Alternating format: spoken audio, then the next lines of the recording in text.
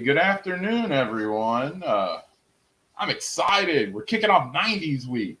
We're going to start talking about 90s music. What better way? We get to the chat. Hey, Christine, how's it going? Jet Sparks. Rogero, great to see you. Let's see. Everybody's saying hi. Yeah, I had microphone issues. So get to it, though. Thank you, Christine, for being understanding. Yeah. All right, give me 1 second, guys. I'm gonna plug this video for all the socials. So hopefully we can get some more people to join us.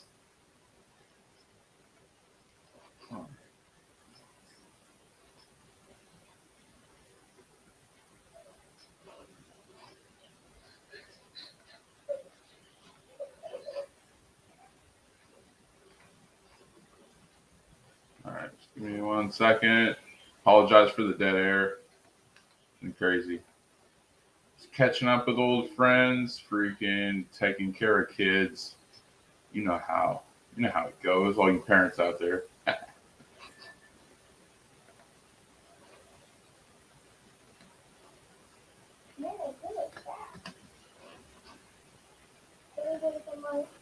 It's like I plugged all this stuff last night and now I got to plug it again.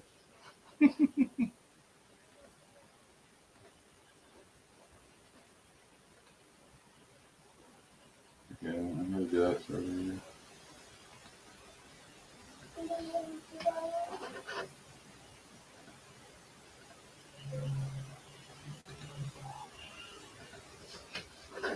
How many Discord servers are you guys on?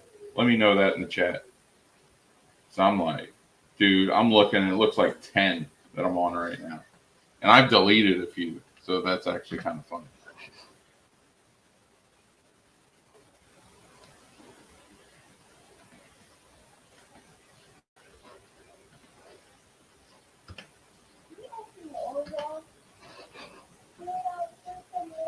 It takes forever. That's why I don't like doing it. I have to promote the stream to like every single Discord. And then I have to go on Twitter and all that. See, this is why I'm not on TikTok. One, what am I going to do on TikTok, dude? Everybody thinks I'm a boomer in the first place, even though I'm only 34.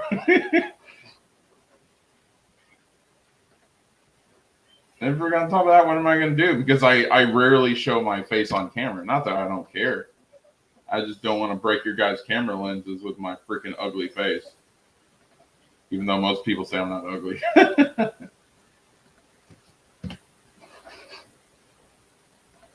Now I got to shave because I got full beard going on. It's pretty bad.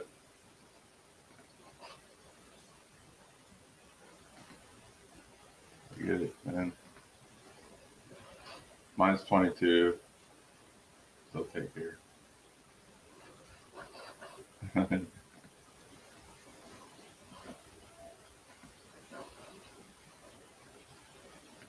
Sri, what's up? Show your face. As soon as I get a camera, I will, guys. That's what you want to see. All right, let's go finish Twitter. And then I'm gonna drop the link, and then we check it out. Like I said, I got a lot of socials to plug, dude.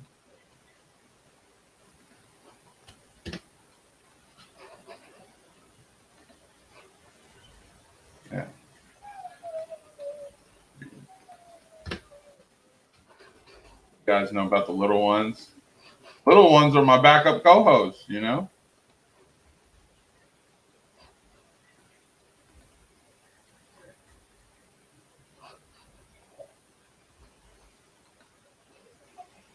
Okay, then let me just...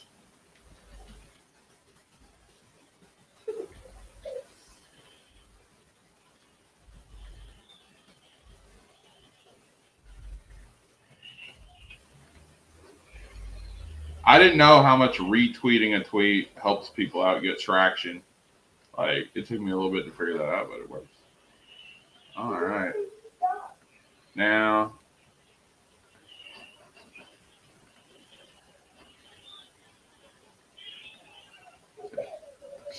Nerds. How's it? How goes it, nerds? Little ones are also painful. But that's what kids do, man. Like, so that's why I let it go. That's what the kids are supposed to be a pain in our ass. That's what's part about being a kid. That's what brings the love up, because it's like you love these little guys, but they put you through so much, but you love them despite the hell that they put you through. So yes.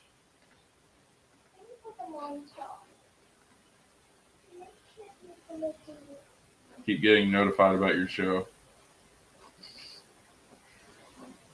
Oh, when I started,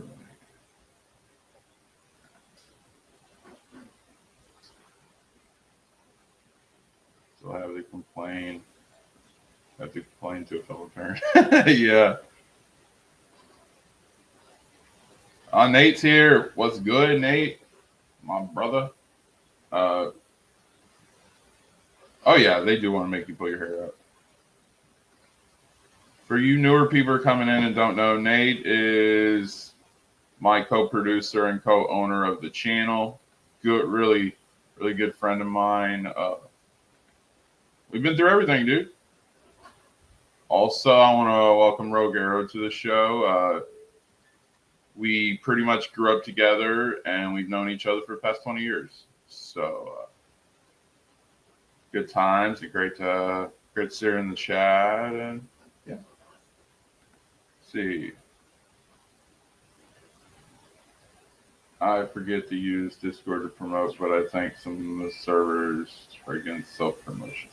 What servers, Jet Sparks? How many servers are you on? You get on the toxic servers, bro.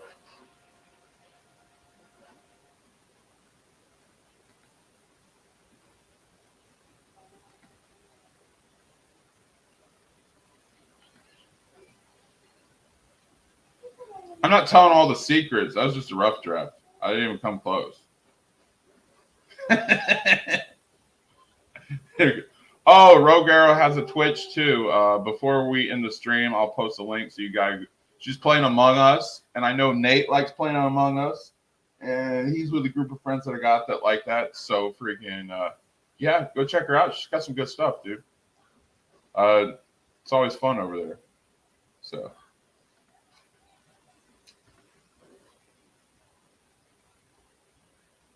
Yeah. Yeah, there's other stuff too, but yeah, we've been friends for a long time.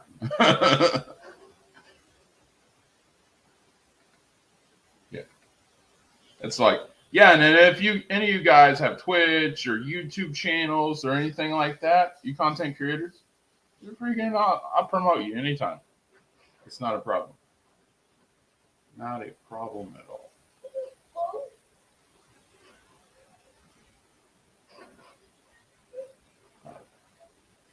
So yeah, you can promote your stuff over here. It's great. And Rogue Arrow, she has a cooler name than I do.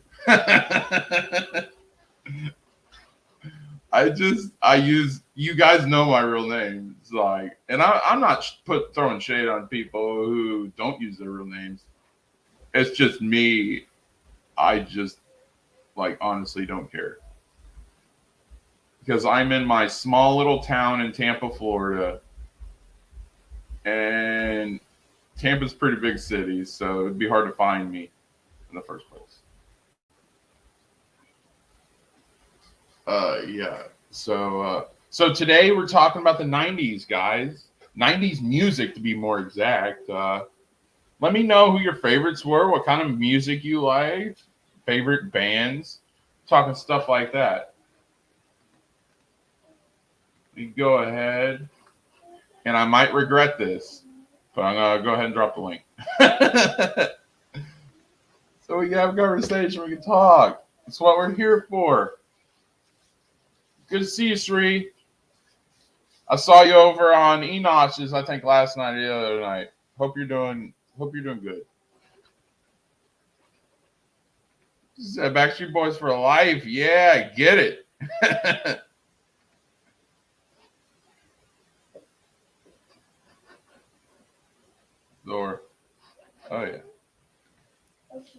In Sync. Yes, I did. I'm gonna come out and say it, guys, and I hope you don't judge me too bad. I liked In Sync. The stuff they did in '99 was really good, in my opinion, because it had more of a pop rock vibe to the casual freaking pop that they were doing at that time. Oh yeah, Jet Sparks. I know your name's on Twitter. I just don't say it. Hey, welcome, Christine. Hey, how's it going? Pretty good, pretty good. Yeah, you were talking about favorite music. Mine is ZZ Top. I love me some ZZ Top. Oh yeah, I mean, I know they're earlier than the 90s, but still. yeah. I try to be an awesome guy. Uh, Backstreet Boys is kind of overrated. Yes. Unfortunately, the only thing I like all kinds of music and I like some of the 90s, but because of my daughter, I know more than I need to know about 90s music. Yes, because it's because it's like that whole boy band freaking Disney pop era. Actually, That's my daughter Taylor Swift is like big like that. Oh, and I know God. you say your daughter's a Taylor Swift fan. Oh my God, yes, Taylor Swift. The only boy band that she liked, and I don't know if she listened to them anymore, was that One Direction. They're not bad because they play their own instruments. Like I'm a guitarist, so yeah, I play the bass, so yeah, but yeah, and I played rhythm for years. I'm fairly newer to the lead parts, but like yeah, so it's not that they were overrated, Nate. It's that they were compared to New Kids on the Block, and New Kids on the Block were okay, but I never really liked the boy bands. I mean, I never really was one of these. Just like, and this is going to be a very unpopular position that I'm about to say, but I did not like.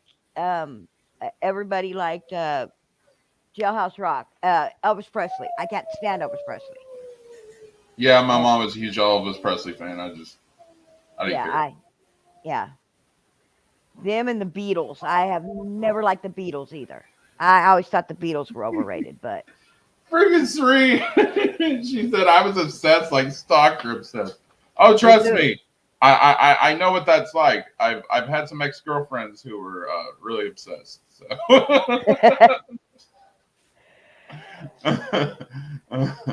So yeah, like I get it. No, it was just what happened at the time. You thought as soon as you thought the boy bands are dead, they brought them back. Yeah, and like that whole thing, and then you had Britney Spears and Christina Aguilera and NSYNC and 98 Degrees and that whole thing, and that was towards the late 90s. It's sad to see how quickly it phased out. What, went 4 years? I think it went from 97 to like 01, 02. Yeah, and they were really, really big, and then it was like one day they were really big, and the next day people were going, "Who was that?" It was like 2000 turned around. And then like rock music took over, and I was so happy about that. Oh yeah, because we will be doing. It might be next week or it might be a couple weeks after that, but I will be doing a 2010 stream. So yeah, that as well. And then I'll go back and cover the 80s as well. It's just where I was born at the end of the 80s. I'll have to do my research a little bit, but yeah. Oh, you want to talk 80s music? I can give you some 80s music. That was my era. That was. Oh yeah, I like the 80s. That's when I was in high school in the 80s. Yeah. So that's so like I was born in 87. Yeah. So like my first memory of anything. I graduated high school in 87. Yeah. So yeah. So my first memory of anything was when I was 2 years old, and I saw Batman '89, and I had the Batmobile. The Batmobile from the movie, and like that was my little kid toy. Yeah. And yeah, so Nate, I don't hate the Backstreet Boys. I just never was a big boy band fan.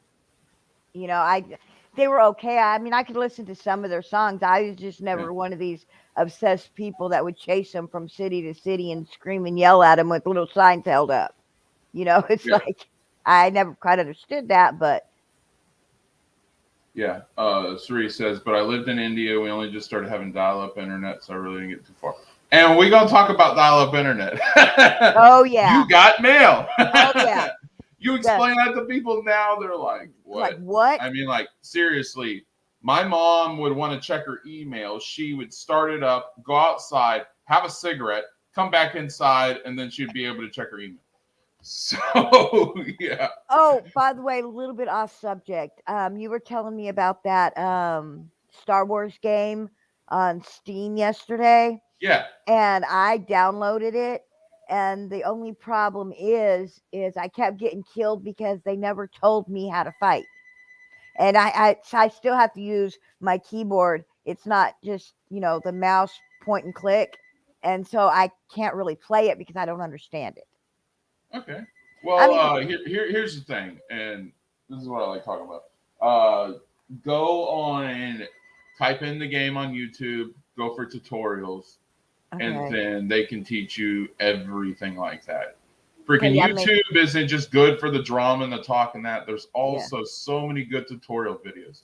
Like yeah, I learned how to install a car radio in every one of my cars because of YouTube.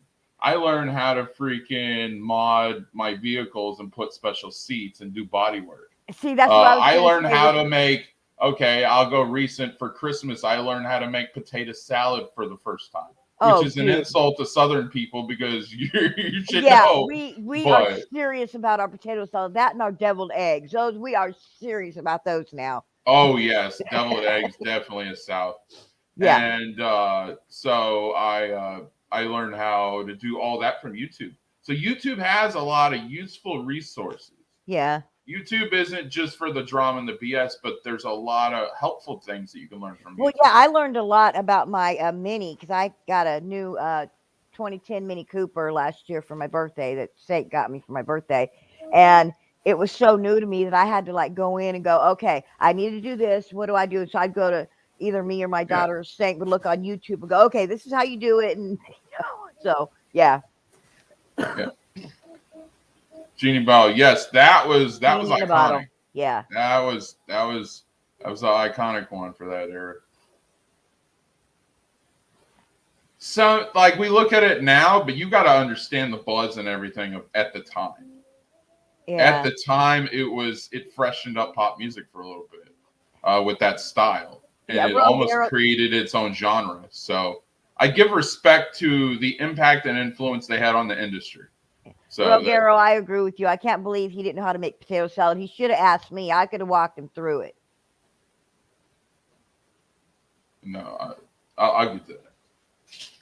No, Nate, I stopped liking Christina Aguilera. It was the Super Bowl, 2011. Was she the one that and ruined she did the national anthem? Yep. And the way she did the national anthem, to me, because I'm just okay. So it's 2011.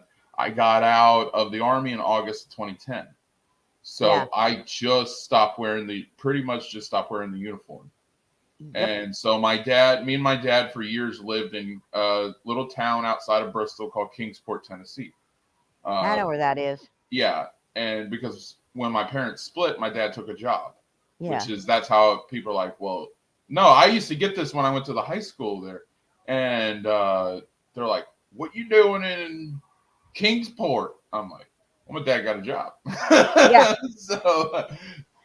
So yeah, that's how they're like, why would you leave Tampa? And I'm like, well, it wasn't my choice.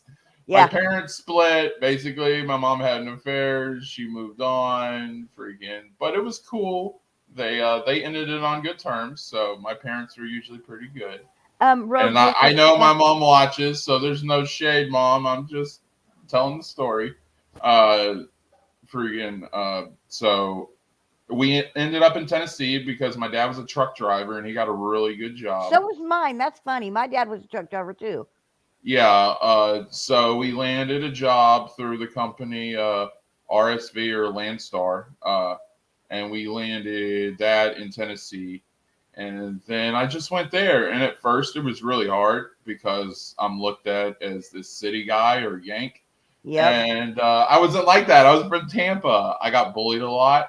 For you guys who don't live in that southern belt, certain things about like segregation and stuff is still around. Oh yeah.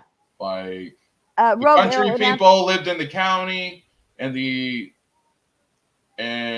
minorities pretty much lived in the city part. Rogue So Arrow, in answer to your question, I'm from Chattanooga, Tennessee, yeah, and we lived in a little town, Sadie Daisy. So I know yeah, all those little towns yeah. um, out there. So like that's what landed me in Tennessee.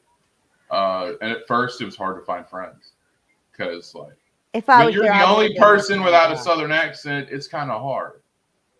But one guy that really wanted to be friends with me, he had the same first name as me, and he didn't care. And like he was kind of a jerk, but he was good to me.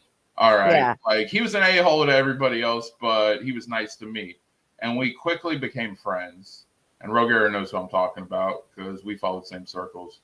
Uh, and then he introduced me to her, and we hit it off right off the bat. Just similar everything and other stuff, and yeah, that's how we all became friends. And it was fun because I actually found a group that accepted me, loved me for me, and were real good friends. And I'll never forget that. Yeah, see, like I said, when I was in, that's why I was like I was in high school. Yes, I was a jock, but I was friends with everybody. I didn't care who you were, what your background was, what your skin color, or anything else. If you were a good person to me, I was a good person to you. Yeah, Period. That's just the way I looked at it. exactly. If you were an asshole jerk to me, I'm going to be an asshole jerk to you. And So, Nate says my era was rap, dude. My era was everything 90s. That was the thing, and that's why I wanted to do this stream. Every genre had something good about it. I don't care if you like rock, rap, country, whatever it was. Freaking, there was something good. for Okay, everybody. Yeah, yeah. you're right. So we had Metallica. They were around in the 80s, but they hit really big in the 90s. Oh, don't get onto Metallica. That's Saints. That's Saint Metallica, Yeah, Megadeth. but I mean, they yeah. could talk their ear off about those. So then rap, you had Dre and Snoop Dogg in those, and that was really good. There were others. I'm just giving rough drafts here. Country, you had Faith Hill, Shania Twain, Toby Tim Keith started getting real McGraw, big, Garth Brooks, Tim McGraw. You had Reba my McEntire. mom's You had personal favorite, John Michael oh, I Montgomery. love him. Oh Yeah. yeah, Randy Travis. Oh Like yeah, another yeah, one I yeah. liked. So And you got to go back because even though she's older and she started older, you got to go back and you got to give it to Dolly Parton because she's been relevant from the time she started till this day. She's been I'm relevant. not a big fan of Dollywood, but I will say that Dolly Parton is a pioneer. Yeah, I'm not fond of Dollywood either, but Dolly Parton, I like Dolly Parton. Hey, is that Yeah. Jet Sparks that just joined us? Well, Yep. welcome. Hey, dude, what's I'm up? falling behind. Let me get caught up real quick, guys. Oh, there goes the thumbs up. I know kids these days are privileged. Yeah, they are privileged, dude. Yep, AOL days, Rogue, definitely. How could you not know? Because I lived in Tampa, Florida, and mom wanted to make everything. So it kind of stunted my learning experience a little bit. Uh, when I got older, in my teenage years, I said, "Mom, I want to know how to cook these things." So she got better. And Dad always taught me how to cook stuff because he's like, if I ain't here, you have to learn how to do this. The funny thing is when I learned how to cook, I didn't learn how to cook from my mother because my mother could not cook. This was a woman who, I'm not even kidding, put raisins in everything. In mashed potatoes, she put it in there to hide the lumps. Gravy to hide the lumps. That was my mother. To this day, I will not eat a friggin' raisin. I can't. Well, I know one thing. My grandmother, she honestly cooked a lot, and I mean, My grandmother I don't was think an I awesome don't think cook. I My could ever mother, cook no. as well as she ever could. I mean, I'm cooking now, but just I But don't like think I could ever my do it. dad's side of the family, which is the cooking side, we come from a farm out of South Georgia called Eastman, which Ooh. is in BFE, also known as bumfucked Egypt, because it's out in the freaking country. You literally got to drive an hour outside of the city to get to it. And yeah, so Sri says hubby's all about recipes on YouTube. Yes, and you want to know why, Sri? Because not only does it tell you the recipe, it showed you. Wait, so you can I pause, see. you can go back, and you can make sure. Hey. Basically, the way YouTube does it, it's basically what we used to say in the Army was for dummies. Yes. Basically, we wanted to make everything dummy proof in the Army. That way, nobody could screw it up. Wow.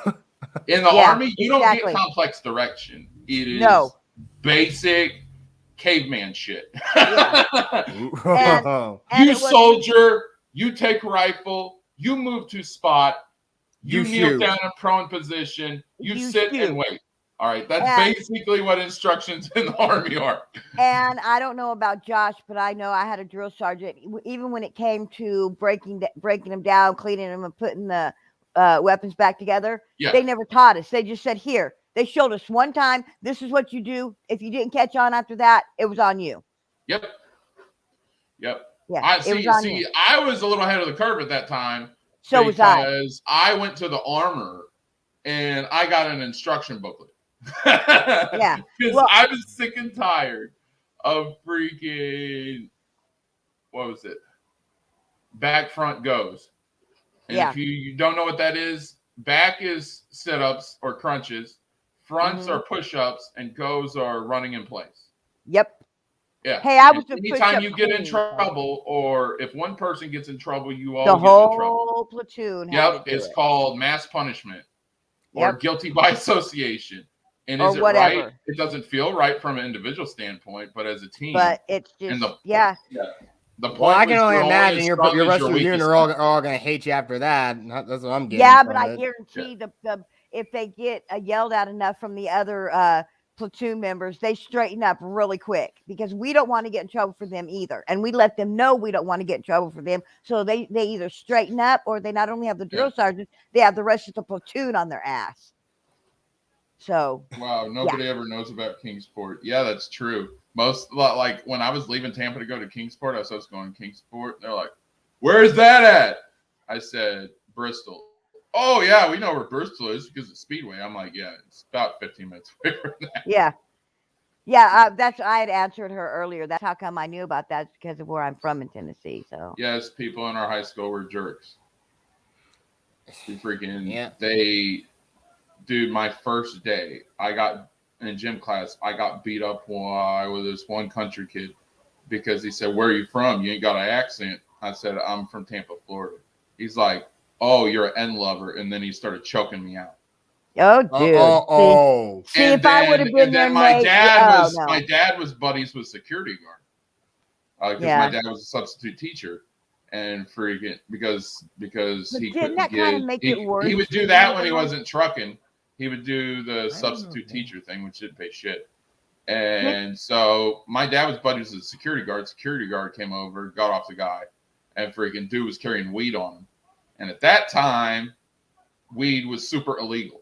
Yeah. Oh, damn. Yeah. But so, Josh, yeah. Didn't that make it kind of worse on you that your dad was a substitute teacher? Like when the other kids found out, didn't that make it worse for you? Actually, no, it didn't. Because he taught shop.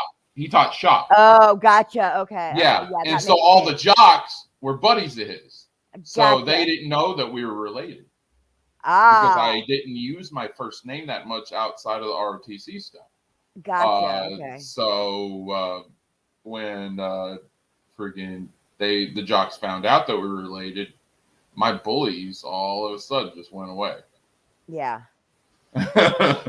Well, like I said, I stuck up for the people that were getting bullied. Yeah. So, because that's to this day, that's still my one biggest pet peeve. There's no need for you to bully somebody. There's just absolutely no need for it. It just makes you look like a small person if you're going to bully people, and I hate it. I will stick up for somebody being bullied before I stick up for anybody else, and I don't care who's in the right. If you're getting bullied, I'll be on your side no matter what. Yeah, but I know one thing. If I find out that my kids get bullied at some point in the future, I'm actually not gonna like call out I'm gonna not really call out the kid in question. I actually probably want to kick their parents' ass for basically saying, "Yeah, your son bullied my son. Maybe they get all that bad attitude crap from you, most likely." He gets it. He gets it. Now you understand, Jess Sparks, while my kids are homeschooled.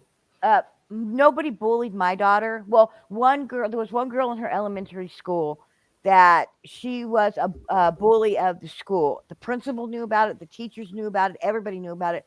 Well, one time she made the mistake of bullying my daughter, and my daughter hip checked her to the ground. I mean, literally hip checked. They tried to suspend my daughter for it.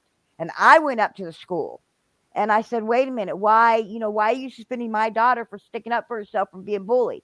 Well, she threw her on the ground. I said, yeah, but you guys have known that this girl is bullying people at this school.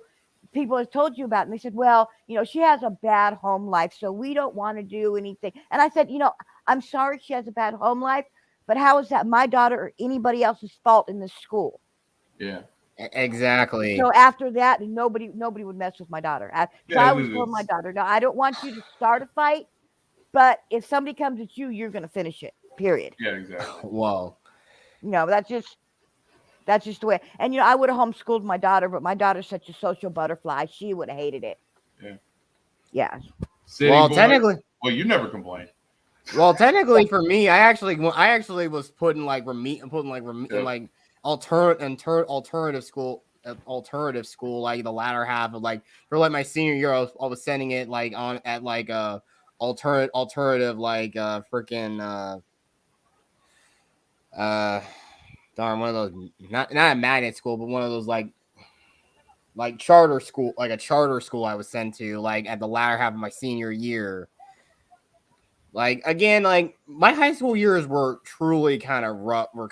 But the only thing is, I actually technically had 2 graduations technically. Because hey, Nate, but I'm sorry, Jen, I don't mean to interrupt you, but I like Busta Rhymes too. Busta Rhymes was cool. Yeah, we need to get back on topic. Sorry about that. That's okay. No, I was noticing the comments that were coming up, but yeah. Yeah. So because of that happening, I had 2 graduations. I think my family kind of worked some things out because again, I think probably they got me out of that school. They got me out of basically they kicked me out of school because again, kids were bullying me. And of course, how the bullying happened is that they always got a rise out of me. And when I reacted, I was the one that got in trouble all the time.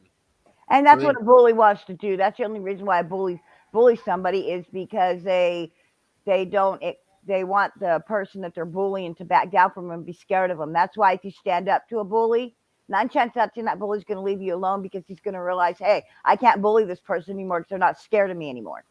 No, it wasn't really like that. It was more like sadistic. They were more it was like a running joke. If we can get a rise out of him, it's funny for us because we get a cheap laugh and he gets in trouble and damn him if he gets depressed and probably attempts to try to take his own life. Yeah, but they don't care. One of those kind. Yeah. Yes, that was the kind of bullying I faced in school. Oh, dude, I'm so sorry about that. Again, said my parents told me to never start a fight, but I was in a fight and didn't win when I got home. That's what you said. I tried again.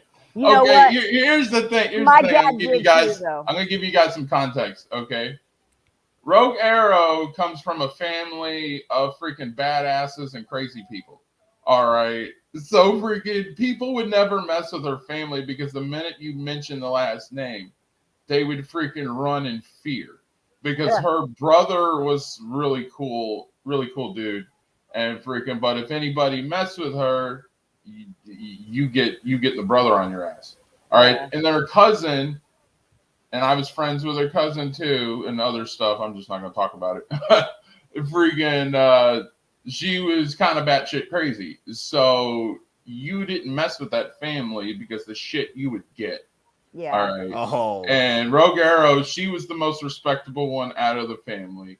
And she was a tough cookie in the first place. So ain't nobody messing with that family. But guys, I'll be right back. Give me just a second. Okay. Oh, I love that quote. Go back up to ladies do not start fights, but you can finish. No, let me do it in like the voice. I don't know, it may actually be terrible. Ladies do not start fight, but they can finish them. That was actually pretty good. You have to make a name for yourself when it comes to yes.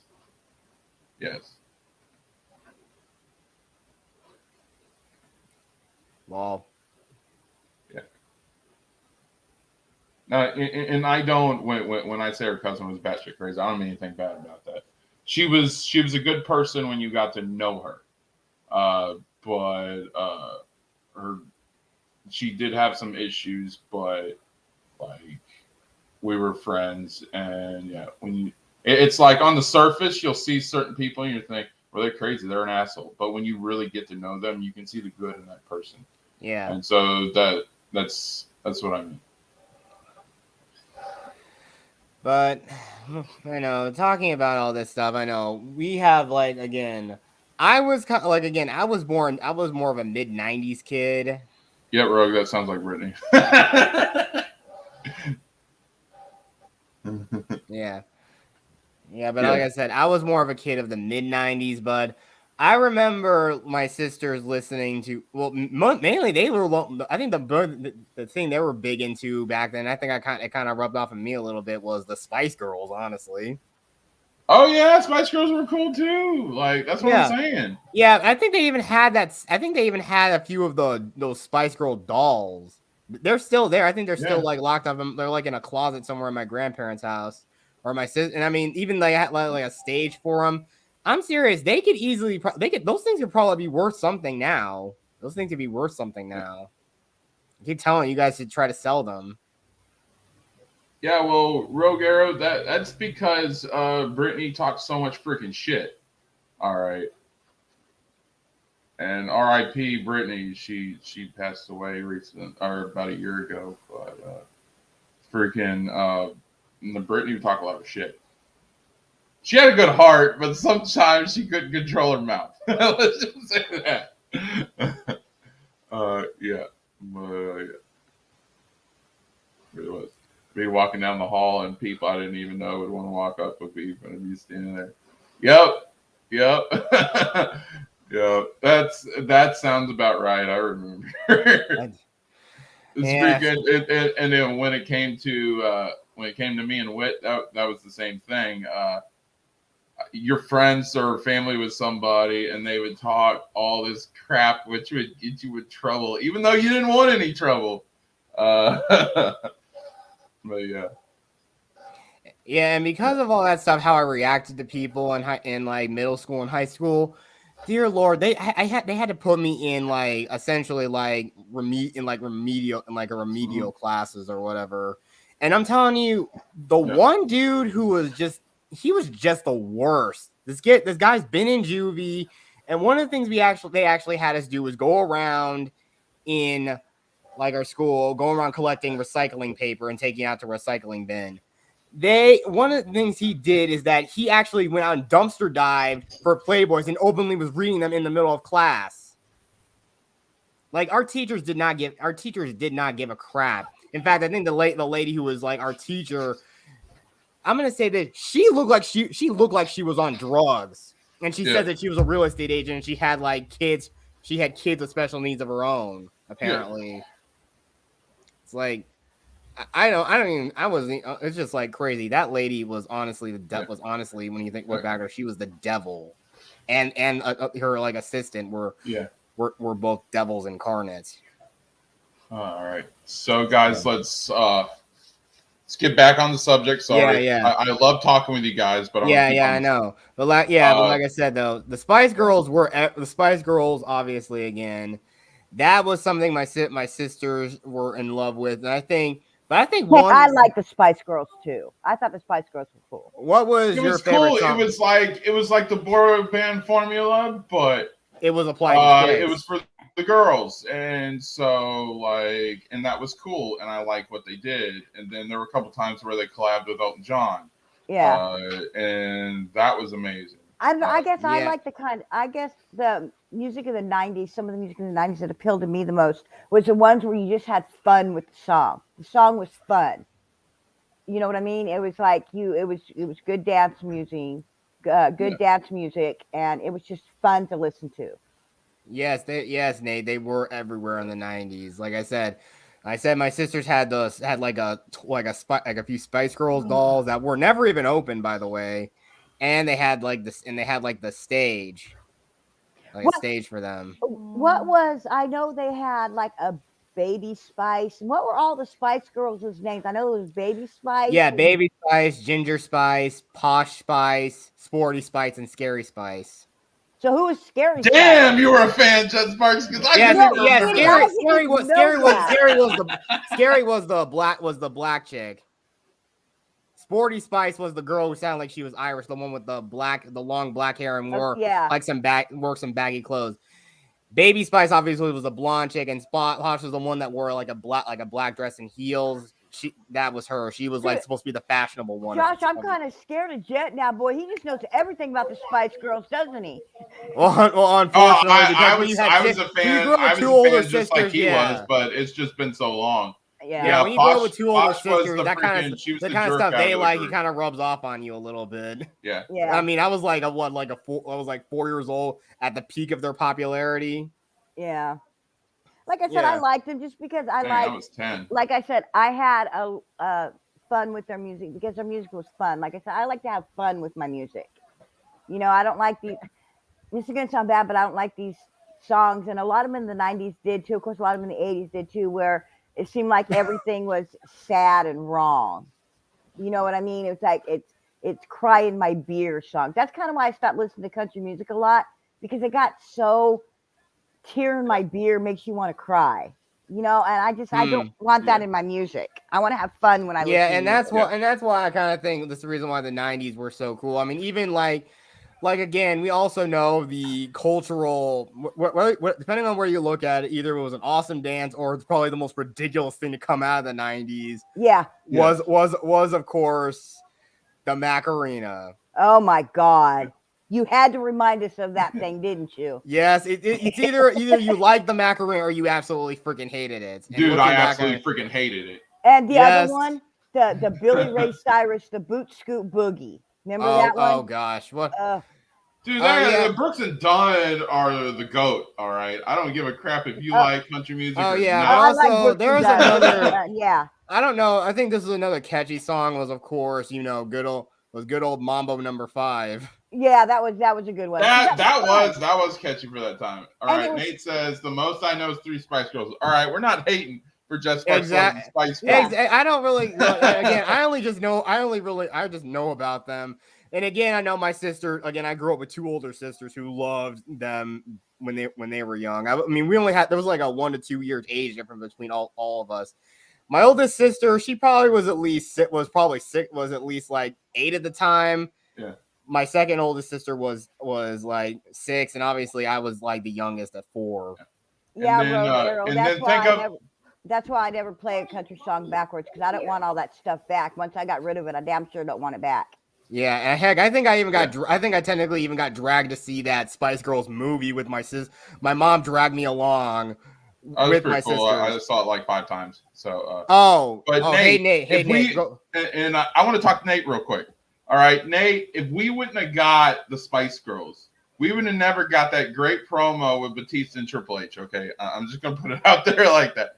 Because they basically made fun of a Spice Girls song. What song? Yeah, tell me what you want, what you really, really want. They basically oh my God, really? They used that in a wrestling storyline, and of course, Batista doing Guardians of the Galaxy, they made it into comedy, and it was actually really freaking hilarious. See, I'm going back a little bit though, but you guys do realize that without Bananarama and the Go-Go's, Spice, that's kind of where the Spice Girls came from. You had Bananarama, you had the Go-Go's that were all girl groups. Yeah, exactly. Yeah, you see that sort of like 1960s fashion with like, I think Baby Spice wearing go-go boots. Yeah.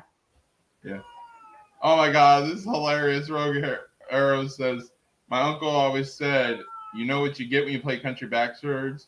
You get your girl back, you get your dog back. Yeah, that's what I was just saying. That's why I don't play them backwards, because I don't want any of them back. I done got rid of them in the first place. I damn sure don't want them back. Now, this is a true song of the 90s. Oh my God. Return of the Mac. Yep. I love that song so much. Yeah. Oh my God. Now, Sri, you got Sri going now, Jet Sparks.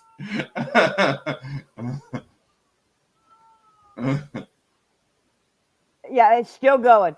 It's still going. And the next one, it's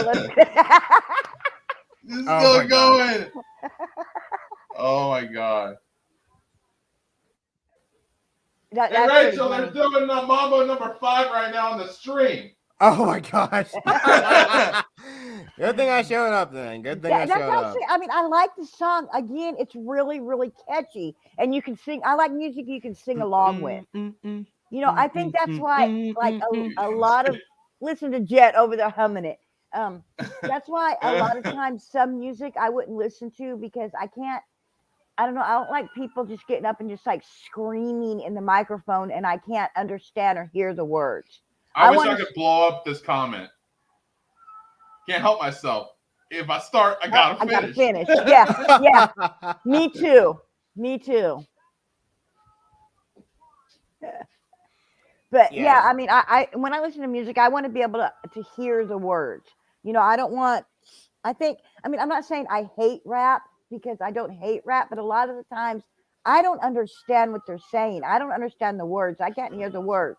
And like a lot of the time, but even then nowadays, most rap nowadays, usually even the music videos, just them where they're around a bunch of women and whatnot, or talking about drugs, sex, and and killing cops and killing people, but I mean, and that's the beat of some of the songs is really good. I just, like I said, I want to be able to hear the words because that's what I do with music. I relate to music and I relate. But if there's anything I think I will say of the 90s that was rap that I actually looked back on, when I actually found out and looked at, I actually really like it now, and that was Run DMC. Yeah, but like somebody said earlier too, Busta. No, what was it? Yeah, they said Busta Rhymes. Busta Rhymes, like that, because it wasn't all about, you like I said, you had fun with their songs. Yeah. Wait, who was the one that wore like the big clock? Flavor Flav. Yeah. Is that who that was? Okay. Yeah. I was into the pop rock stuff. Yeah. So yes, Collective me too. Soul, Lenny Kravitz. Oh yeah. Vertical Horizon, No Doubt. Everybody knows who Gwen Stefani is, but a lot of people don't know what she did before she went solo. She started with a band that's really good, and they toured with Sublime all the time. Well, I mean, like her or don't, the early 80s through the 90s gave us Madonna too. Gave us some us, some of the... And she still had some hits in the 90s, but she was just like... Gave us Britney Spears. Yes. Gave us, let's see, who else? And Michael Jackson was still going strong in the 90s, yeah, Michael Jackson. Yes, Rogue, I do remember Savage Garden. Yes. Yeah. Oh, yeah, Savage Garden was good. Yeah. Yeah, they did the love songs, but, like, if you listen to The Moon and Back, that's got a real good rock hit. Yeah. Oh. Pop rock. And, wait, also was REM also, like, a more... Yes, because I thought that Losing My Religion was 80s, but it was actually early 90s. Yes, it was. It was. I mean, I love Savage Garden too. The Moon and Back was like a jam. And Shaggy was also a major part of the 90s too, like with the song. It wasn't me. That was bad. I know that's a catchy song, and we like use it as a meme today. But like, if you look at the lyrics of that, I was like, there were other stuff that he did that was really good though.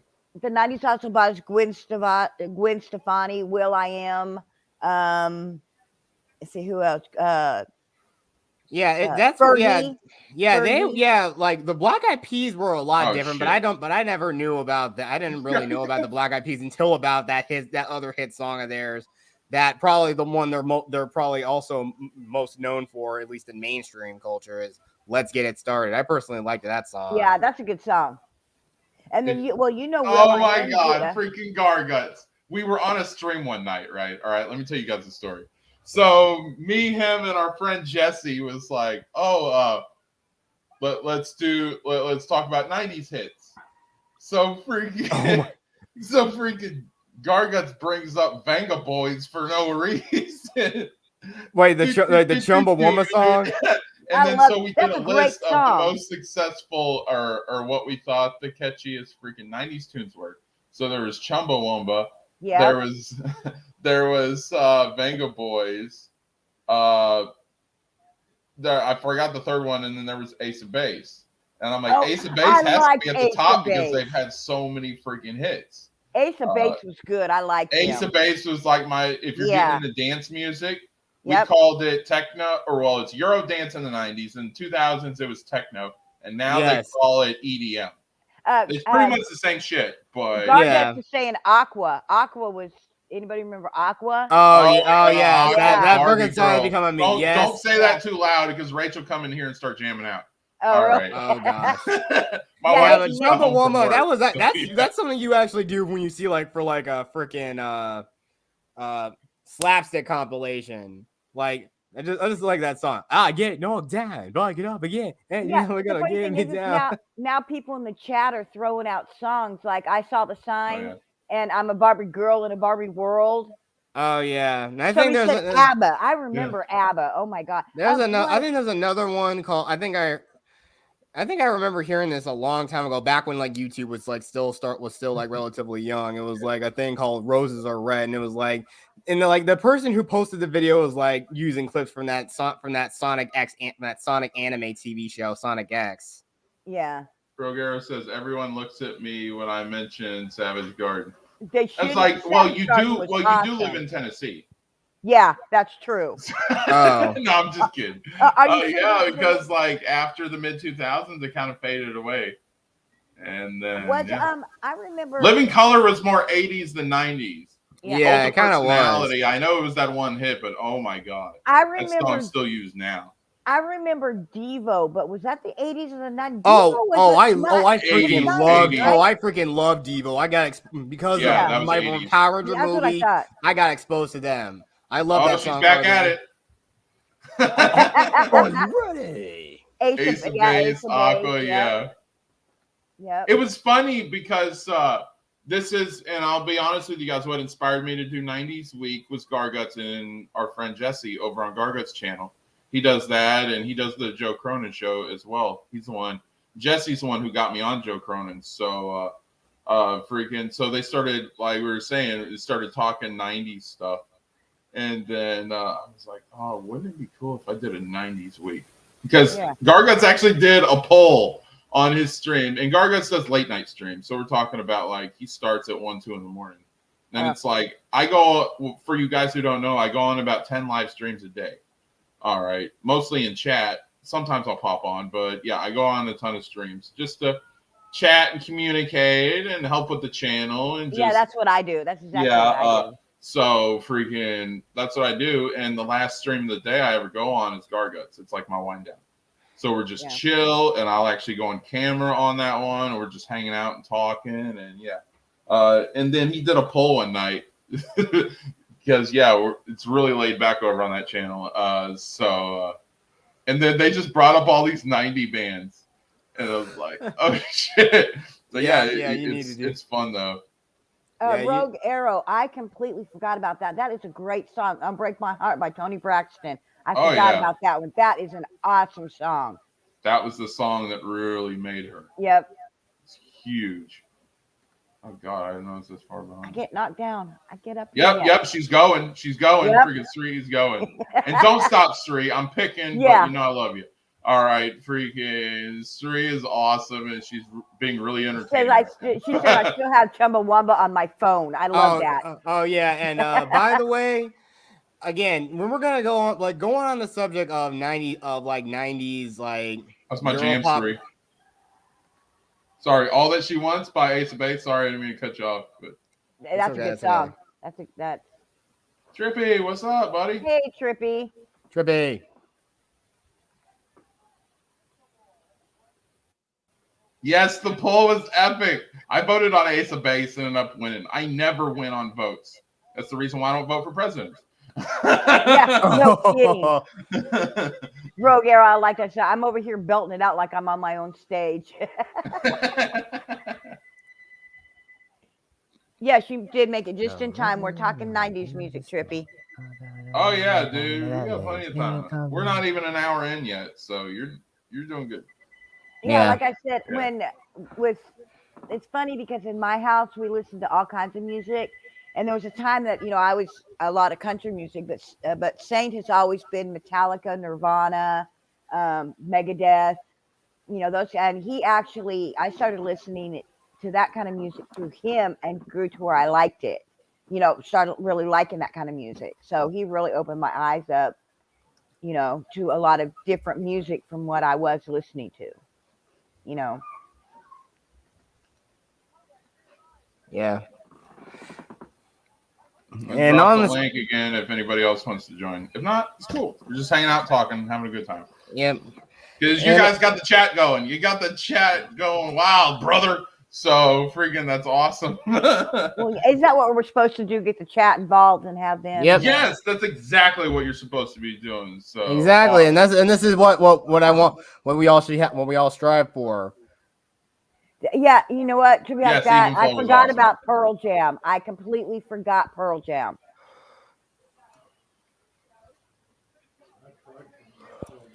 Huh? Oh my God! I'm sorry, guys. In the background, I can hear my wife, Rachel, trash talking freaking rap. It's so funny. That's okay. She's like, no, not really fond of it myself either. Says rap. That's says, okay. Mommy, let me explain. From a 6-year-old boy. That's okay. Saints in the background. Saints in the background. Bad mouthing Pearl Jam, so he doesn't like Pearl Jam. So, yeah, on this. But moving on a little bit to the subject of like Europop and dance. One song that I definitely I could say I was really obsessed with every single time I heard it and can always jam into it was, of course, that one song by Eiffel 65, Blue Dabba Dee Dabba Die. Oh my God. Oh, I hate that song. Oh my God, I hate that song. Oh my God, Rachel loves that song. Yeah, I know. I loved it. But again, literally every time she hears that song, it looks like she's in hypnosis. Yeah, it's like that. But it's kind of crazy. I'm not sure, but I think recently, that one song Miley Cyrus did for that show Black Mirror. It wasn't Wrecking Ball, was it? No, it wasn't Wrecking Ball. She did. It was a song that was done to promote an episode of that Netflix anthology series Black Mirror. Okay, I never. Me too. Yeah. Yeah. It was a song. It was a song called forgot what it was called, but it was like I never watched that series, so I can't answer that question for you. You know what song I hate from the 90s? And oh my God, I hate this song more than any other song from the 90s. What's that? Blue by LeAnn Rimes. I don't know who that is. Well, it's a country song. I do too, but I like LeAnn Rimes only because she graduated high school in the same town that I'm at in Dallas. Now I remember. She did a cover during the 90s. It was for the soundtrack of Con Air. She did a cover for a song that Trisha Yearwood originally did, and that was absolutely amazing. And they played it ad nauseum. Every time you turned around, they played that song. Oh, yeah. Especially you living in Tennessee, living in Tennessee, they would outplay the shit out of songs. It was insane. Yeah, Tennessee and Texas has got a bad habit of that because I live in Texas now, but there's a song out there that gets a little bit popular, and you hear it all. The stores. Yeah, it was like, okay, this is going into the 2000s, but I'll tell you. All right, so Avril Lavigne was one of my favorites out of the 2000s. I'm just gonna let you guys know. Because she had the punk thing, and I thought it was cool. And she's the first ever woman to cover Metallica. So I got mad props for her for that. Yeah. And Avril Lavigne did a song called Skater Boy, which is actually really good. Well, yeah, I like Skater Boy. Because the local radios in Kingsport, Tennessee played it almost every hour on the hour. Nauseum. It's not my favorite song anymore, and that's sad because it's a really good song. But also, like I said, though, Rogue Arrow said in the chat here, the song was called that song was called On a Roll. Yeah, but I think I'm not saying the beat that they used, like the beat that they used for Blue Dabba Dee, they added that to that song, and I think it actually makes the song sound a little bit better, honestly. Yeah, I mean, Rogue, I liked Skater Boy too, but I have to agree with Josh. They just played it. They overplayed it. They played way too much. She knows what I'm talking about. Yeah. She knows exactly what I'm talking about. Yeah, I know another song that definitely also most people also know her for is probably one song that looks like that sounds like a song that they play at a strip club. That song called Hot, I think. Yeah. Yeah. You that listen sounds to that at a strip club? Because I've never heard that out of the strip No, club. but it sounds like Well- sounds like a kind of song that, or at least a song that you would have your girlfriend would probably want to strip for you for. I think I don't know. I don't really. Come take it from experience. Man, you're really getting them creative ideas going, Jet Sparks. Sweetie, take it. Yeah, from, it just sounds like a song somebody would. I've never been to. No, I've never been to one, but it it sounds could like they be. would play. Take- That no, sounds I like a thought song the they would play song at was one. funny. Jet, take it from experience. I'm not going to tell you how I know, but just trust me. They do play it in strip clubs. Oh my! Holy crap! Well, that I know, point's Sri, I'm not concrete in trying to that go hole. here, but Complicated. complicated. Yes. Yes, complicated was awesome. Yeah, like I said, I'm not going to go. into Yes, they details have played how I that know in strip clubs, Rogue. Yes, because I had a group of friends. Definitely, that's friends. definitely a song. Yeah. I wonder if they When- played. I wonder if they played that other song. That I forget. Did Usher make that song? Like, this is why. No, I'm hot. Usher did make that. Not Usher, Nelly. Nelly. Nelly made that Yeah, song. and then Sri says it. Speaking of I'm Nelly, hot so as a flat. You ain't because when you I not. got out of the army, I had a group of friends that I went to high school with, and I wanted to. If I could go back on it, I would have done it differently. But I wanted to act like I was a big shot coming out of the army, and I had a good amount of money. So I was taking all the guys wanted to go to the strip club, and most of them had girlfriends, which is freaking hilarious. But, honestly, you know what? You say that now. and we went. And funny Yeah, thing is, through me taking them, that's how I met Rachel. The funny thing is, guys say that, but honestly, if my husband was to come up right now and say, "Hey, me and the guys are going to the strip club," I'd go to the bank to get him the money for the tips. I don't have a problem with that. Oh my God, I would go to the really bank don't. and give them money just because hearing Saint say, "Hey, me and the guys are going to the strip club" would be so fucking hilarious. You know what? I don't know. I don't know where I land on this, but I mean, if I see any striptease, I'd rather see my girlfriend doing it. I'm not gonna have some random Well, chick doing okay, it. I'm gonna tell you guys just a little bit about me, but honestly, that's what paid for my college. That's how I put myself through college when I was younger. So, boy, it got silent. Woo! It's like nobody. Okay, I got a question for Nate. This has always been a curiosity of mine. Why did he change his name from Puff Daddy to P Diddy? Oh, yeah, God. I always I wondered. honestly I don't know. understand that. That is an honest question, and I know, and I'm not profiling here. Nate is a huge fan of that type of music, and he knows about that stuff. So Yeah, this is I not often racial wondered that profiling too. here. This is me asking an honest question. All right, and I know Nate's from New York, so and that being the home of Bad Boy Records and all that, maybe you have a little more insight than I did. But I was always curious why he changed the name from Puff Daddy to P Diddy.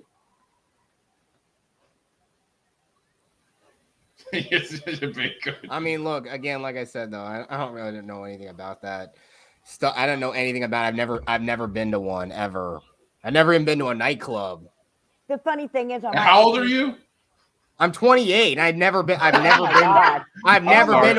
because I mean, joking, even then, I'm joking. my sisters never wanted to include me in anything. Even when I got to age, they never wanted to include me with anything because you think when I the was sisters just gonna stuck in take my, you I to was just stuck. Chippendales? No, they've gone out with friends. Even a couple friends of theirs that were guys, Yeah, they probably went out with the clubs. that's fun. You, Josh, you mentioned Chippendales on my 21st birthday. I don't remember it too much, but I think I got kicked out of Chippendales for biting one of the dancers on the butt. I hate the That's strip what my club, friends and now told me I afterwards want to go to anyway. where Jet Sparks is at and take him to the strip club because I feel bad. No, don't even do that. That's the reason. That's the reason why that's why I have a good imagination. If I wanted to see something, I could just close my eyes and think about it. I don't need. It ain't the same, buddy. It ain't the same. Yeah, sorry, Jen. I got to agree with Josh on this one. It's just not the same. Josh, I guess we're gonna have to, get together and go. I am an introvert. I don't care. You can be whatever you want, Jet Sparks. I still want to take you out for drinks. Yeah. There is a bar now. Well, there's a bar on the other There end you of the go. town I live in there at least. No, me and my buddy Whit, we used to we'd go out for drinks and we like to play pool. He really liked to play pool more. Oh than yeah, I did, that which bar was I weird, went out but, to. like, It's got pool. I mean, the only time that's like one of the first times I've ever gone out. But again, I never stayed long because again, being the introvert I am, I always feel like I stick out like a sore thumb no matter where I go if I'm in a public area somewhere by myself. You know, See, she knows. She knows. You know, I do have to say though, and everybody no, that still isn't gonna make me. The only there's one thing on my bucket list that I want to do, and my husband will disagree with me, but I kind of want to go to a RuPaul drag race show. I'd like to go to one of these drag race shows just to say I went. I don't know. I think they'd be kind of fun. Oh boy. Oh boy. I didn't say I would enjoy it. I just want to go to see what all the hype is about. They have private shows. I know. Yes, they do. I know they have private shows. Yes. Oh, good, Rogue Arrow. You're on my side on that one. I would love to go see one. That would be awesome. Rogue was saying that she loved drag shows, so I knew I liked her for a reason. See, Josh, I knew there was a reason why I liked her. What kind of drag are we talking about here? Drag race, like RuPaul's Drag Race, a drag show where the men dress up as women and dance and sing. Oh, okay. Yeah, I mean, yeah. I'm not afraid to, but I'd like to go see one. There you go. Good luck with that. Yeah. I don't know if anybody watches RuPaul. I do, but we actually. Well, I know one thing. My grandmother, may she rest in peace. My sisters loved that show. Oh, I did. I literally wanted to just like dump bleach on my eyes every single time. I looked at it for just 2 seconds. You sound like Saint. You sound just like Saint. That's what Saint says.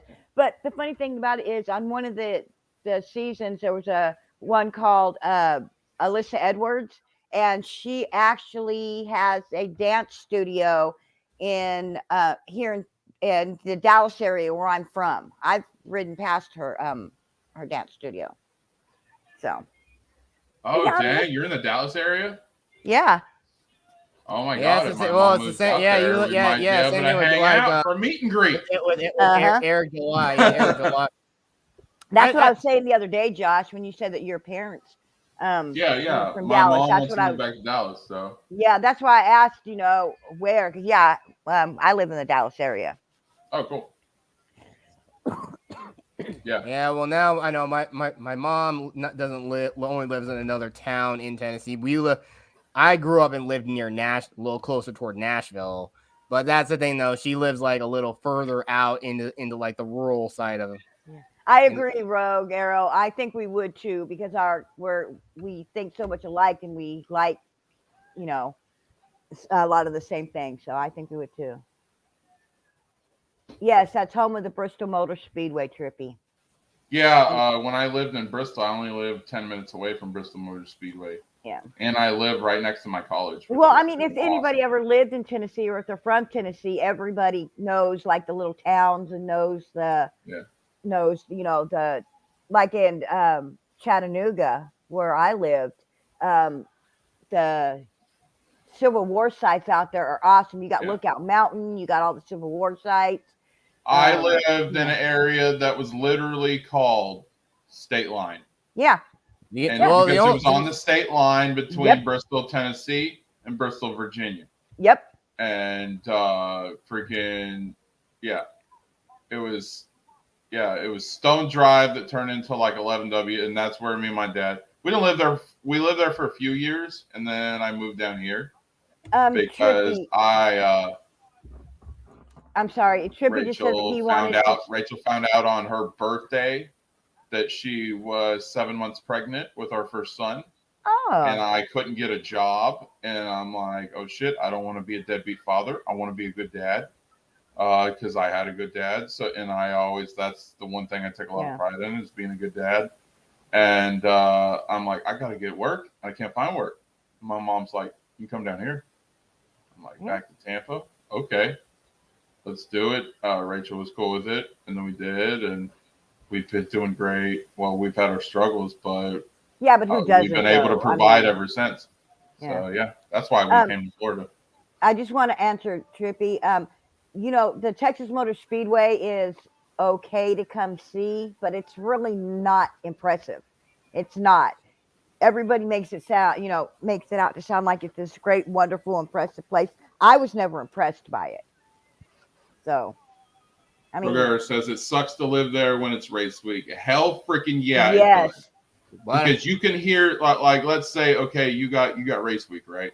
And this isn't even the actual race. This is just them doing the testing and tryouts and all that.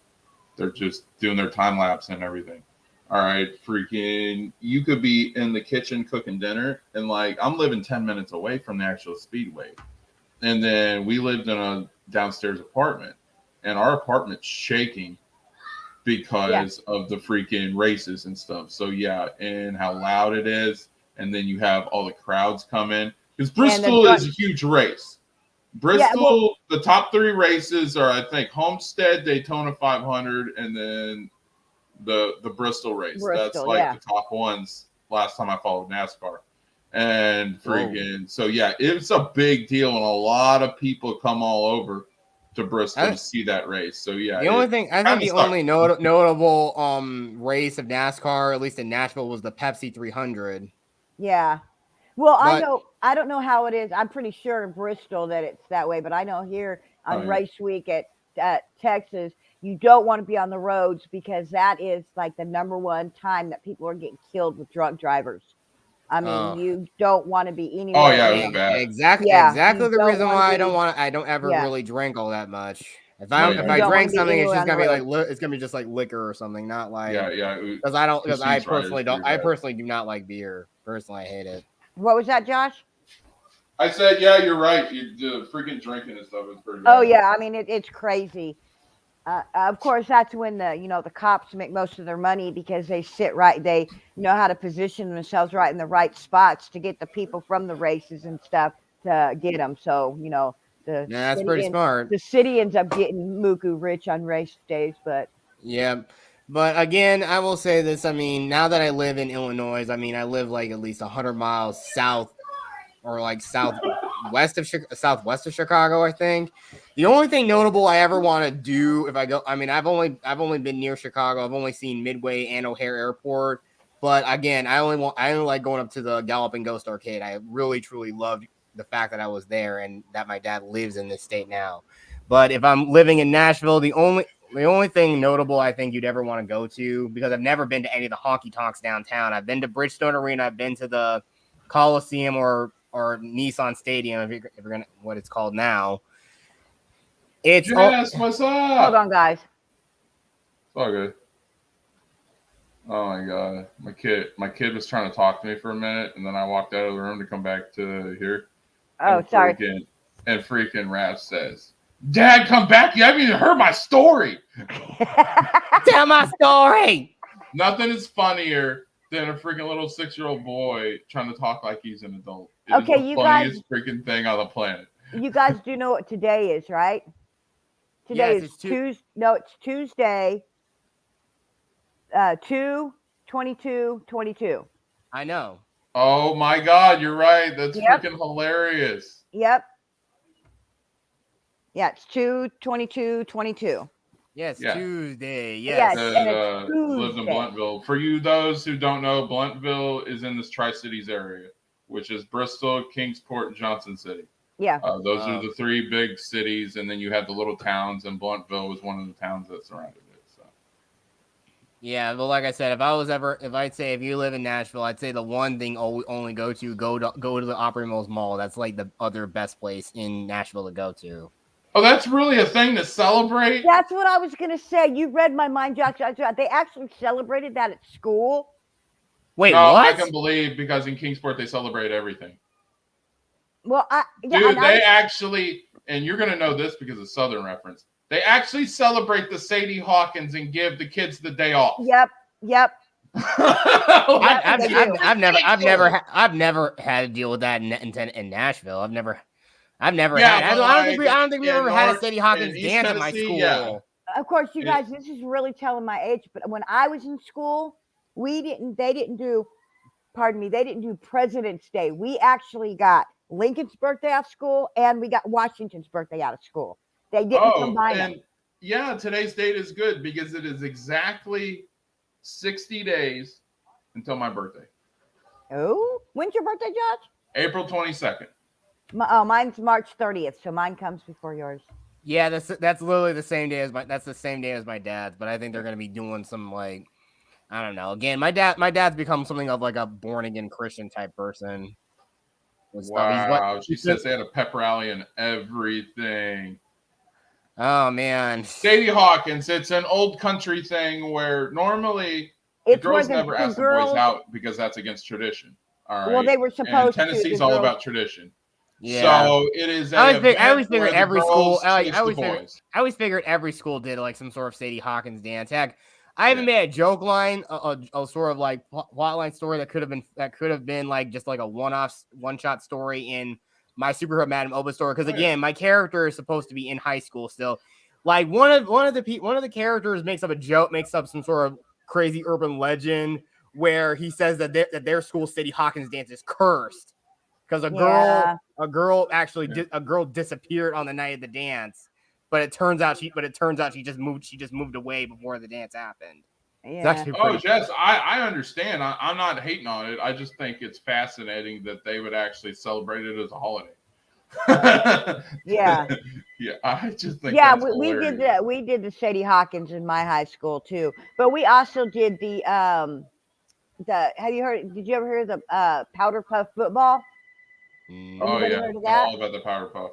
No, it's where the guys dressed up as the cheerleaders and the girls played football, and they actually had a big deal out of it. They played a big game and everything, and that was the funniest thing in the world to watch because you get these big jocks dressed up as cheerleaders. I mean, they went all out too. They did the fake boobs and they wore the skirts and the whole 9 yards, and that was funny to watch. We had so much fun on those Powerpuff. My God, I would. It's also the day Putin invaded Russia. Woo! Yay! Yes. The Soviet Union falling was the greatest tragedy in history. That's not bad. I give that impression a 7.5. Yes. I made good impressions. Yes, very much that's better. Right? Rogue Arrow. I didn't get hurt playing I didn't get hurt playing our Powder Puff game because I was already a jock. So I was actually. You've never heard a Powder Puff, bro? No. Come on. No, she was saying yes, that she got hurt really bad playing it. Her last year of high school. Yeah, it was like, and you want to know why they do these stupid freaking events, Rogue and everybody? It's because they're so freaking bored because they don't create things like theme parks in their towns. All right, that's something at least people should try to do. All they have to do is sit there and think. Yeah. Hey, y'all, you know what would be a great idea? If the guys dressed up as the cheerleaders and the girls got smacked around a little bit. Like, what the fuck? Are you crazy? I had fun. I had a lot of fun during those. I'm just joking, but I'm glad. I'm glad you guys enjoyed it. And as a matter of fact, I always look forward to it because I would. Well, me being. Yeah, Jess was right. I'm pretty sure every school at some schools, but at least I know my high school didn't have it. But I know one thing. The one thing I definitely know I did not do. I did not go to my prom at all. I did. Oh shit! Rogue liked your impression, Jet Spark. So there you go. Because I just did the other one. Well, yes. Thank you. As a Russian, I'm insulted by that accent. Says see, I told you. I told you. You think my accent is offensive? Yes. I want to see Jess get on stream one of these days and freaking do a Russian accent. Yes, I'd like. Yes, I would love to see it. I want you to prove me wrong. And I'm not even going to try because I can't do it. So. Well, I know one thing. That's not something anyone would say. But a good old simple man from Tennessee. I say I'm a good person. You are a good person, Jet. How dare you insult Russia? See, that's my best one. All right. That probably was bad too, so I'm sorry if I offended you. Yes, we bought vehicle and Legos. You very much like, right? Right? You're so very impressed. Okay, we're not going to trigger Jess. We love Jess. Trippy said. Sorry about that. That was just good. Trippy said, Jet, Yeah. you honestly sound like Yeah, Dracula. We're a small Bodog town. Oh, she went all caps. Yeah. She said, yeah, She's we're a yelling small at you, Bodog Josh. town. We have to do something, city boy. Yeah, she's yelling at you, Josh. Yes, I am blood the Emperor. Hey, I got 10 out of 10. Oh, she said, oh, dang. Jet, you sound That's what I'm laughing at. Yeah. Dracula or Count Chocula? Mixture of both. Mixture of both. I think I've been hitting my testicles. Oh my god. Yeah, Dracula gets hit in the balls. Thank you, Robot. Thank you, Raw Chicken, for exposing me to that. Now I know that even vampires have such a weak spot. I love how we start talking about 90s music and kind of Yeah, we just got Dracula getting hit in the balls. Yes. Oh, and talking about Sadie Hawkins dances and whatnot. Yeah. Or at least he didn't do. I've heard Dracula accents that sounds like William Shatner Dracula. Oh God. No, what I am Dracula. What have you done to me? Oh God. No, that was more like walking, but yeah. Josh, that was so bad. It was funny. What does Arrow even say? I cannot even breathe right now. Again, you certainly have earned 100 subscribers, Josh. You certainly earned it. Yes. Oh yeah, guys, I got some great news. What's that? I checked last night and we hit 108. Good job. Congrats. Yeah. Congrats. I can't breathe right now. Yeah. Again, I know one thing. My uploads are very sporadic. That's the problem. My uploads are very sporadic. That's the problem for me. Well, I of course, I feel the love when it comes to the caps. I came over for a little bit on when you were writing today, but I thought something was wrong with my sound because when I first got there, I guess you weren't saying anything, and I thought maybe my sounds were messed up or something. Oh no! I was doing. I didn't know. I know. I didn't really see. I didn't see you in the chat. All I seen was like some person named Beluski. I mean, he was the only person chatting. Oh, because I came in and I said, "Hey." I didn't. That's weird. That's weird. I didn't see it. Because I try and go by, everybody's, just to show everybody some love. So when you say you're having a stream, I'll at least, pop up and say, hey guys, don't I, Josh? I always do that, even if I'm on the. I think you might have popped in, like when the stream was like pretty much ending. I think it might have been. Like I said, I just saw that you were live, and I thought, okay, let me just pop in and show them some love, just let them know I was here. Yeah, but, I know. But again, like I said, like hearing every time I hear Jet Sparks talk, it makes me want to start a show called Forgotten Gems. Why? Oh, because he knows about these shows that nobody has any effing clue what they are. Yes, exactly. That's something we should do. I think I should host that on my channel. Okay, I got one for you, Jet. Do you remember Red Dwarf? I barely heard about the show. I'm aware of the show existing. I'm aware of it. It was from BBC. Yeah. It was on the BBC. Actually, not a bad show, but it was one that it's one of those ones that if you see it one time, you can go, okay, I saw it, now I'm good. That's how memorable it was. But I'll tell you one thing. I actually ran into a show about several years ago. I'm surprised not many people seem to know about this show. I even mentioned it. There's a channel called Ranger Reviews. He used to do reviews of Power Ranger episodes, and now he's going into forgotten shows. He talked about shows like Sliders. Oh, I remember Sliders. Yeah. I'm sorry. I don't know. I'm getting all these random robocalls. Yeah. Quantum League was something. I think, but that was a product of the 80s. The one show I absolutely love, I feel like I've fallen in love with this show, and it sucks that not many people know about it. It's a show called First Wave. And it's kind of like everything you would like. If you're if you kind of like the X-Files, I think you would like this show.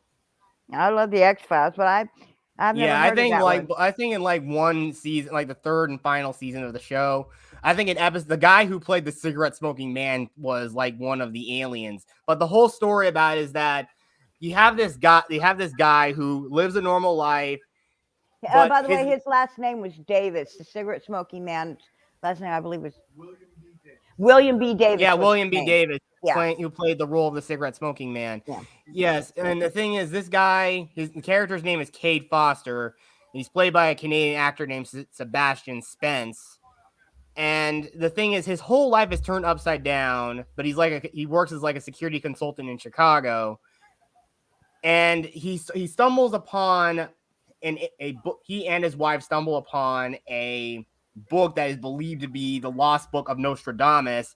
But the thing is, it sort of leads into some sort of massive conspiracy where he That actually does sound good. Sounds like something I would watch. Yeah, he becomes a part of like some sort of some sort of conspiracy. But it turns out the conspiracy is really the whole conspiracy about people who are in the government or in like news agencies or anything. It's actually a bunch of aliens. But the thing is, here's the thing of how the aliens are getting to Earth. They actually are not like dressed up like lizard men, a la V. They actually had grown clones of people from all over the world. It sounds like Invasion of the Pod People. No, not Invasion. They're using like actual like cloning technology. They're not like sucking the life out of people or anything like that. They're cloning people. They're taking DNA templates of people, cloning them, and they kill the originals. And of course, Foster's own wife is also wrapped up in this too. She is killed, and he's framed for murder. And now he's on a quest to try to expose the aliens who framed him, but also he's trying to stop them. That almost sounds like Alien Nation. Do you remember the show Alien Nation? I vaguely remember the show. I think my dad remember. I think I remember my dad watching that. That was in the 90s. That sounds like that almost sounds like the purpose of that show, Alien Nation. Yeah, but the aliens were on Earth, but they were actually like law enforcement. Yeah, they were law enforcement, but these aliens are malicious people. The thing is, Nostradamus obviously prophesied the end of the world. And again, these aliens were obvious. And the thing is, he's using the quatrains of Nostradamus to guide him in stopping plots that the aliens are utilizing. Like one season, they're actually trying to create warrior things. The thing is, when the aliens arrive on, like a warrior class of their people. But the thing is, like I said, they're using human clones and mixing their own DNA with them. Oh, so they're making hybrids. Yeah, technically, really, but they have more human DNA in them, so they can't really attack them. But they do all this stuff like they can regenerate fast, and they have like higher pain tolerance and stuff like that. Yeah, I've never heard of that show. Yeah, exactly. I think it's out there. Like episodes of it are out there on YouTube, but it's like large. But I mean, mostly it's only just like from recordings and whatnot, like secondhand sources of recordings. Look, Josh is being quiet. I think we kind of took over Josh's show. Sorry, Josh. Yeah, sorry. I know. Yeah, I know. But like, yeah, but here's the way I look at it, and I've explained it to a lot of my guests when I've done the one-on-ones. I'm here to create the canvas and paint the picture, and you guys fill in the spots.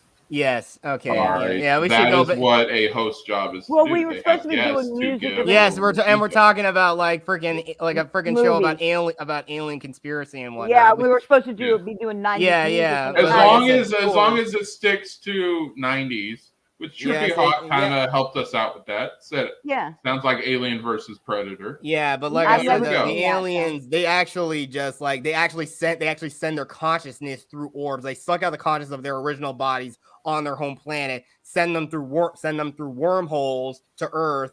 They find them and they actually use orbs that have their consciousness contained in them, and they basically transfer them into the human clone bodies. Well, you were talking about that. I don't know if anybody else knows the show Farscape. Did anybody ever see that? I vaguely remember that show. Yeah. Oh, I love that show. I did. We watched it here, and I was so sad when it ended because Farscape was so good. There was a character in it called Chiana, and she was a badass little bitch, and she was my favorite because she reminded me a lot of me. So, okay. She didn't take crap from anybody. Yeah, and that's what you kind of need for like a female. That's like good template for a female protagonist, but you don't have to like demean one side or the other, one gender or the other to do that, which is what Captain Marvel does. Yeah, I'm not Bob Ross. I am not the cure for insomnia. Or maybe I am, depending on what you guys think. Exactly, but like I said, the interesting thing about So go ahead. You're absolutely right, Josh. What I was going to say, if you have insomnia, watch Bob Ross. She'll fall asleep that friggin' quick. It's not that he's not good. He just has one of them voices. Look at that. Ain't that a happy little tree? Yeah, I'm going to paint a happy little tree. Paul, what's up, buddy? Thanks for stopping by. Halogen Helix, aka Paul, he has his own channel. Jess is a producer on there, and they have really good stuff. So give me a second. I'll freaking plug your channel for you, dude. Yeah, Paul's great stuff. They do more in-depth movie reactions and news, and they do the rumor backstage stuff, but they're really good. And they're fair, I think one thing I want to do is do like a watch party of like a bad movie. Just watch through it and just laugh at how bad it is. Well, I was on Echo Base last night, and me and Coach are good friends. So yeah, just to give you guys some context here. Yeah, me and Coach are really good friends, and they're having their own little fandom drama as well with the Doomcock stuff. But that was cool, and well, the situation's not cool, but those guys are. Yeah. Okay. And so that was pretty fun because we talk all Star Wars. So. If you guys want to watch, you were talking about bad movies. If you guys ever just are in the mood, have nothing better to do, and you guys want to watch a bad movie, watch Manos, The Hands of Fate. Never heard of it. Trust me. Yes, Bob Ross is the man. Hardly anybody has, but I'm telling you. But watch out. That is an absolutely horrendous movie. But you know what? You watch it, even though it is the worst movie on the planet. Okay, you watch it because you're mesmerized by it, going, "Oh my God!" Yeah, Imperial Justice talk about, "Oh my God, Manos Hands of Fate." MST3K, yes. But you continue watching it because you're going, it can't get worse. And guess what? Oh, boy. And you're like, okay, I got to watch this. Yeah. I got to watch this because it can't get worse. Okay, something good's got to happen, and it doesn't. Trust me. Okay. It's called Manos Hands of Fate. Check out that movie if you want it. Horrible, horrible movie. Yeah, but back to what I was saying. The interesting thing about like that show, First Wave, and this is where I'm going to end it on. The interesting thing about the show is that it was produced by Francis Ford Coppola, the same man who gave us The Godfather. Oh, okay. Yeah, so again, really crazy, a lot of crazy stuff, conspiracy, aliens, stuff, and whatnot. And I think even another thing about it, I think Tracy Lords is also in that show, but she doesn't show up until like the third season. But again, I think it's a thoroughly good show for most of its run because you're basically trying to see this guy, Kate Foster, trying to stop these aliens. And even though they're so deeply embedded in human society that you can't really know, you don't even know who to trust really at all. Bring that down. And that's about it.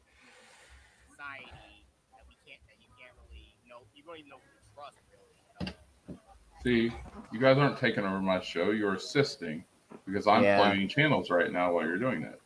Yeah, exactly. You're doing synergy, buddy. Synergy. We all work together to accomplish a common goal. You're doing a great job, Josh. You're doing a great job. I appreciate it. Thanks, guys. And you guys got channels. I want to help out. I'm starting to come up with some other ideas. So a week from Saturday, everyone, we're going to be doing the video game podcast. I still haven't come up with a name for it, but I got a couple ideas. Go check out Rogue Arrow. She's got some great content. She does video game gameplay. But I was over there last night and she did Among Us. And I'm not a big fan of Among Us, but I thought it was fun. It made me want to get into the game because they were having a blast over there. And yeah. I never if we don't have anything else to talk about, then yeah. Well, like I said though, I mean, again, Europop was a big thing in the 90s, and again, like I said, I liked it, but also there's a lot of stuff even moving into the 2000s, like with Eiffel 65. They had some other good ones, like Lucky in My Life. And great to see you again, Jedi. Yeah, like Lucky in My Life. You had like darn. I just wanted to say I just subscribed to Helix's channel, by the way. Just to let you guys know. All Yeah, right. Paul and Jess, they always have fun. And, Yeah. yesterday we were talking about getting ignored by the chat. They never ignore their chat. Freaking, if Paul doesn't acknowledge it, then Jess will be in the chat freaking talking to everybody. So, yeah, they got a good game plan when it comes to making sure that not only their members but everyone in the chat feels wanted and acknowledged. Man, they got 100. They already got 1K. Yeah, they got 1K. And I was gonna just do an amazing job at freaking the way they run that channel, and they're the reason why I'm still running right now. So when you guys remember when I was down and out and I was really depressed and I didn't know if I was going to continue to do this. Paul and Jess were the first people to freaking really I raise was my spirits and help motivate me and get back into fighting the good fight. Yeah, I got upset when I found out that he was talking about not doing this anymore. I was really I mean, again, I was feeling the same way. I mean, but again, really, it's just for me is that the reason why my uploads are very sporadic is because I just don't really know what to really do sometimes. I just really just like to just write sometimes, but even then I get blocked. Yeah. Rogue Arrow, I don't know if you're on Twitter or not, but maybe Josh, if he doesn't mind, throw my Twitter out and you can. She's on Twitter. Okay, yeah, and then I will go to Twitter, or you can come to mine. No, Christine does not have a channel right now. I'm actually, talking to like Josh and them to get one started, but at this time I don't have one right now. I want to get one started. I just haven't done it yet. There are some days where I wish I could be in your shoes. Me? People don't understand, especially when you're running a successful YouTube channel. It's hard. It's hard. You always got to come up with ideas. Why do you think there was? It was a few weeks ago. I took a week off. It wasn't because I wanted time off. It says I didn't know what frick to talk about. Exactly. I honestly don't know what to do. And sometimes, again, I know I have like saved clips and whatnot, but it's always like it takes a bit of time. Just go sift through it, trim it, and even then have you go through like Share Factory and just try to like edit it together. I mean, like that video I put out. I mean, it took a bit of time to try to edit it just right, and editing it takes a lot of time. Yeah, honestly, if I did a channel, I would do like one or two things. Like I said, I want to get a channel where we talk about books, and I'm not talking. This is gonna sound really bad. I'm not talking about these, like books that are popular today. I'm talking about like the classic books. Yes. The books from the classics. I mean, if we want to talk about the ones from today, that's okay. But I'd really like to get a conversation started on the classic books. Like the Carries, the Christina Aguilera, the It. Exactly. I mean, the vampire books, they're okay. If we get a conversation started, then that's okay. Yes, but and like Rice. I said, huh? And Rice. Yeah. But that's the content. Or I just want to get a channel kind of like we're doing now, just where we basically BS. Just sit and talk and BS it. Get caught up with people, get caught up with their lives.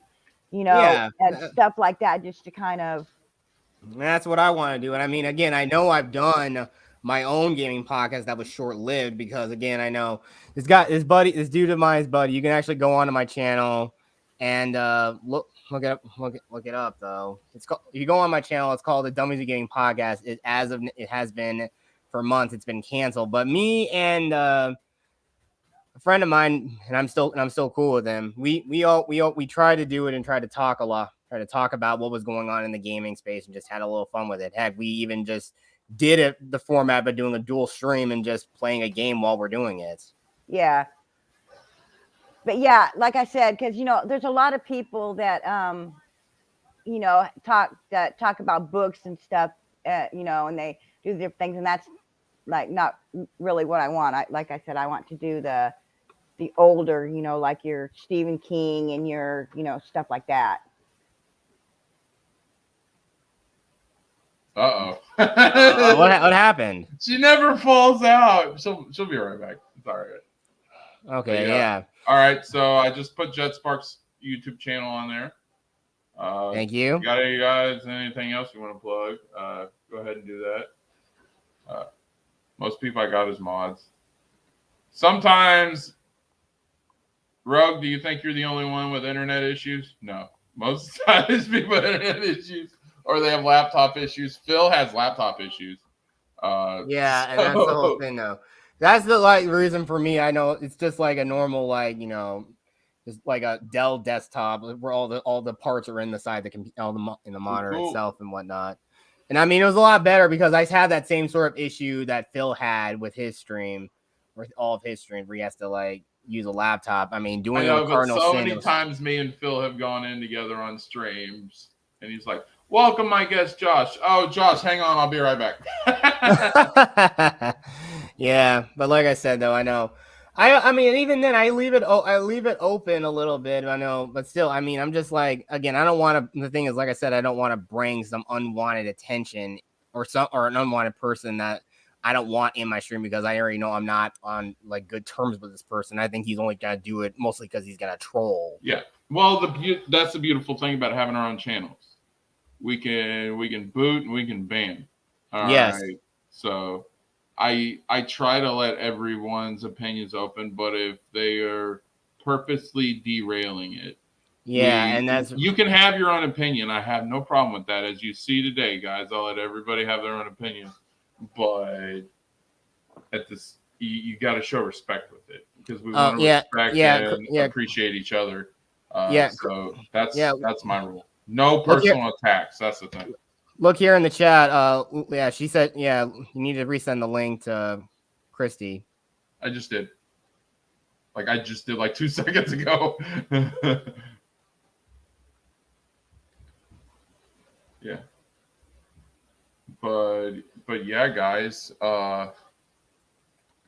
We can say some final thoughts. You guys have already told everybody where they could find you. Tomorrow.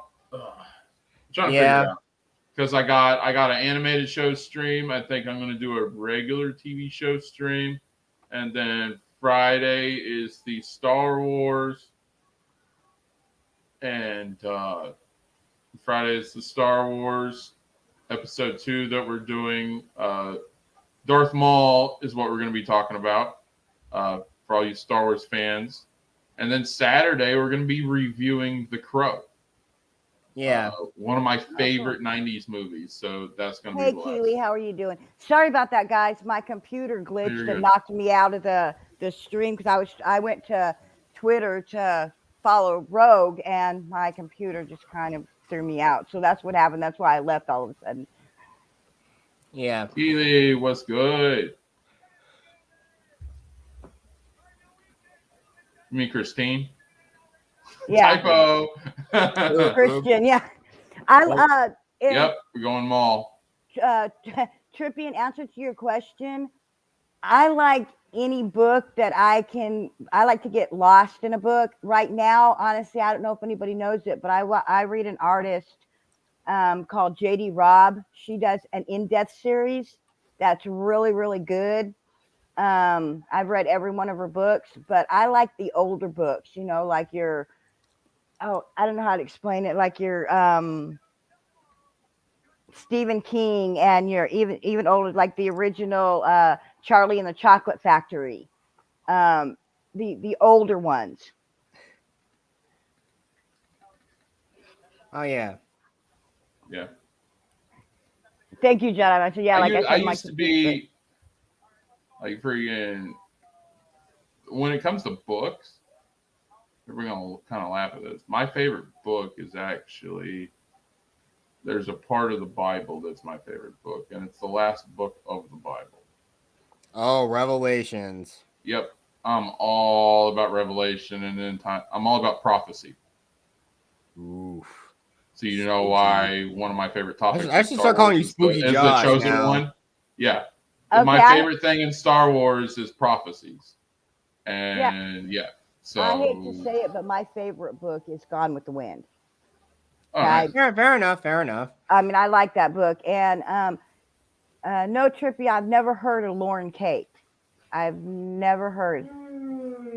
And again, I think, like I said, I would love to talk about a book because, I mean, but then again, I like talking about the stories I write because, I mean, you see that a little bit with my writing streams, which I want to try to do more You have a of. book And I know, club?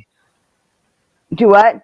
You have a book club? No, I was talking about if I start. I would like to start one because obviously I got Oh, people yeah, that that'd would be be cool. interested, and I was just talking about getting together with some people to figure out how I could get that going because I'd love to do it. I would love to start a book club. You know who Geeky Crochet Maria is? No.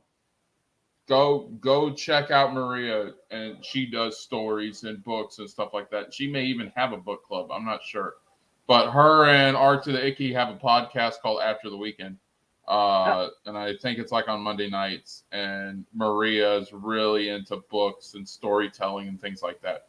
So like, and Maria is super cool.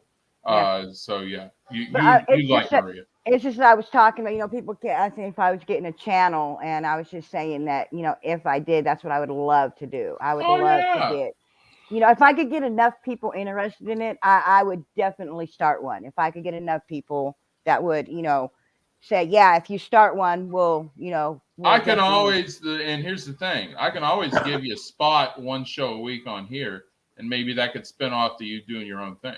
That'd be awesome. I would love that. I would do that. Yeah. So we could do that, and you pick whatever you want to do. Yeah. Yeah. Because I mean, if I did that, I would go, okay, I would ask people, okay, this week, what do you want to, and you already got 2 people. Yeah, I know. Now you got 3 people that would be willing to be there. Yeah. And here's the thing that I say, I can do any stream as long as I got one person to talk to. Yeah, that's true. Yeah, exactly. And that's kind of how it is with me. I really think, I mean, doing a stream by yourself, it's kind of boring. Again, like I said, I don't know how Nerdrotic can do it. You don't have people to talk and bounce off of. Yeah.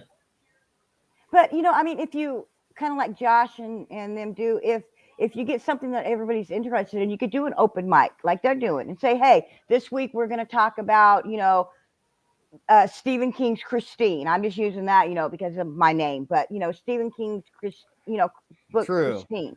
And if there's enough people that you could bounce questions. I say, okay, in this part of the book, when this and that and this happened, how did you feel? And that's what I'm talking about. Actually, not just talk about the parts of the book that everybody can know off the top of their head from hearing other people, but actually go into the book. And talk about parts of the book that, that people who've actually read, only people who've actually read the book would know, not just what you heard from somebody else. Yes. You know what I mean? Exactly the point. And me personally, here I have actually 2 good books that I actually really loved. I love Holes, and I also love Where the Red Fern Grows. The latter of those books was just so sad at the end. Which ones? Yeah. Holes and Where the Red Fern Grows. Those are my favorite. Holes is a really good book. I cried during that one, Where the Red Fern Grows. That was so sad. Yes. Let me read this message. If you're in it for sure, others that's our too. Just keep doing it, and they'll find you. This is true. Yeah. Because did I think that I was going to get to 108, 109 subs, especially as quick as I have? No, I never thought that. The only thing that I knew is I started this channel with 22 subs before my first day even started. So I knew I was a little bit ahead, but I didn't know I was going to get to what I am. Josh, we've been going, today's the 22nd. So I've been going literally 2 months and 22 days. So we're almost at 3 months, and at 100 subs. That's insane. Like, I think I was one of the first ones that came to your channel, wasn't I? Because I was on Phil's channel. Yeah. And he said that you were doing your channel, and I said, okay, I'll go over and check it out, and I did, and I just kind of panel, yes. But as far as subs, like I had subs starting back in September. Because the community I was with, they wanted me to start my own channel. Oh, because I was a panel guest just like you. That's how I started. Yeah. And I was just giving my commentary, and especially when they did Star Wars, I knew I was well versed in Old Republic, so like the prequels Yeah. before the movie prequels and stuff like that. And I also, what's different when I give takes, I try to adhere to the casual fan. So people who aren't as well versed in it or as hardcore fans as others. Yeah. So that's the take that, because I try to cater to everyone. And And so you know, yeah, Josh, you really do. You do good in that aspect because whenever you do a show, I do have to say I'm never bored with your show, and you make it fun. You make it topics that people want to very talk cool. about. And I mean, I really like your shows. I mean, whether I'm on the panel or not, even if I'm just in the talking Chat. the chat, I have a lot of fun because like I said, I don't have as much fun on the chat because I can't type that fast, Yeah. but I still have a lot of fun. And like the game you told me to download Yeah. yesterday, I downloaded it. Now, like I said, I'm having problems with it because I've gotten killed in it a lot of times because I don't know how to fight yet. Oh, when I first started, I'd get knocked off all the time. You just I'm just gonna have takes to a little do. learning, and yeah. Yeah, I think I'm just gonna have to go to YouTube though and Yeah, there you go. and read it and see how they tell you to, that you got to fight. So but I did. So instead of being with the Jedi, I was a Sith. Yeah, Jedi I was was. a I was a women. I was a woman Sith. That's what I'm starting out with. Nice. Yeah. Imperial just asked what game. It's what's it called? Star Wars. Is it the Old Republic or Knights of the Old Republic? Which one did I download? Knights of the Old Republic. Saint said. Oh, okay. Yeah, so the original Xbox game, but for PC as well. Oh, Jedi Master, you're on that game? Because if you are, I would love to be your ally, and you guys can. There's a lot of people that are on that game. I think Thade is on that game as well. Okay, then you guys need to. I mean, you need to. I need to find out because I would love to play it. And Oh, he said got never mine from mind, Steam. wrong game. Oh. Which one do you play? I think he's talking about Star Wars Galaxy Heroes, and me and him are on that together.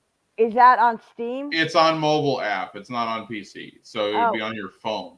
Oh well, if it's on my phone, I can check out my phone. And yeah, and it's free, and me and him are both on it, and it's a whole lot easier. That you only got to touch a button. Well, yeah. If I get on that game and play it, how do I find you guys? They have ally codes. When you get set up, then me and Jedi can send you our ally codes, and you type it, and it'll add us for you once you type in the ally code. Okay, that's awesome. Yeah, because I definitely will. It's called what? Star Wars Galaxy. Star Wars Galaxy Heroes. Hold on, I'm looking right now. You guys got me curious now. It's actually really cool. I only play on mobile unless it's Fruit Ninja. I don't really care about mobile games. I'm just gonna put that out there. Yeah, it's like a couple mobile games I like, and that's about it. The Galaxy Heroes is freaking awesome because it has all eras of Star Wars. How many times? What Star Wars game where you put Revan, Talon, Vader, Dooku, and Darth Maul in the same squad and go up against other people? Okay, you said Galaxy of Heroes, right? Yes, Galaxy Heroes. Okay, I've got it right here. Hold on, I'm about to download it. Yeah. Yeah. So it's downloading on my phone right now. So there you go. Yeah. Takes a little bit. It gives you tutorials, shows you all the buttons, everything to do, what it's for. Well, I mean, if it's on the phone, you really don't need to know that much because, like I said, I use my stylus on my phone. Yeah.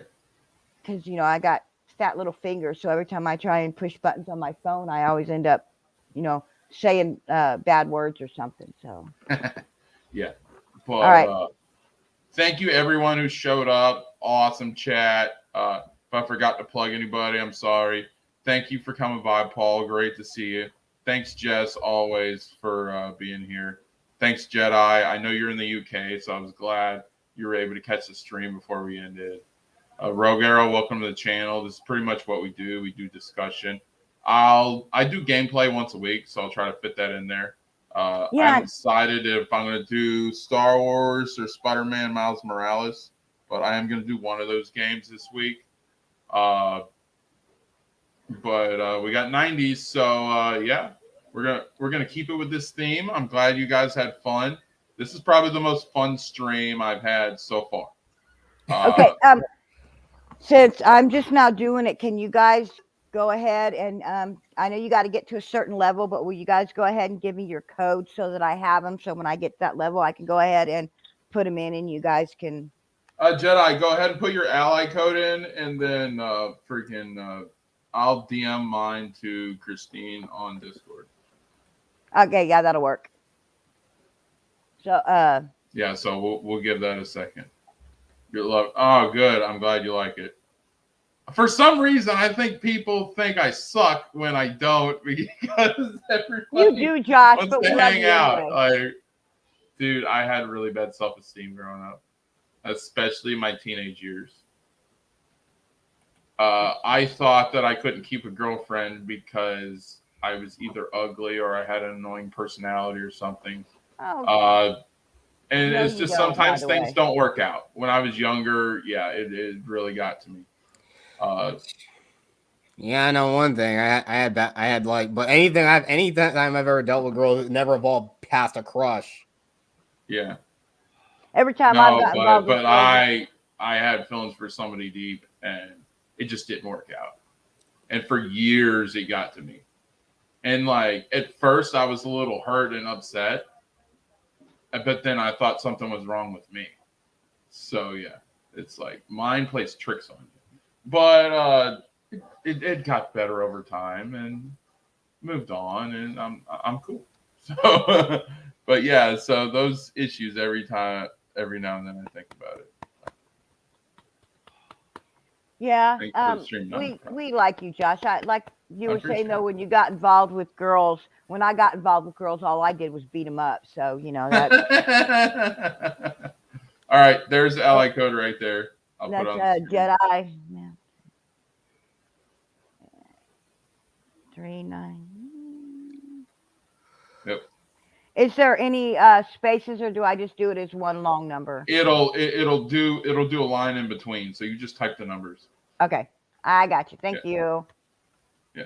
And is it under Jedi Master Miyagi, or is it Jedi Knight Lego that it's under, or is it the whole name? It'll be a different name. It won't say Jedi Master. It's like First or Fist or something like that. Okay, that's fine. That's fine. Well, when because it threw me off at first, but yeah, then I was like, Jedi. He's like, yep. Well, when I put the code in, it'll tell me who it is anyway. So, yeah. Okay, awesome.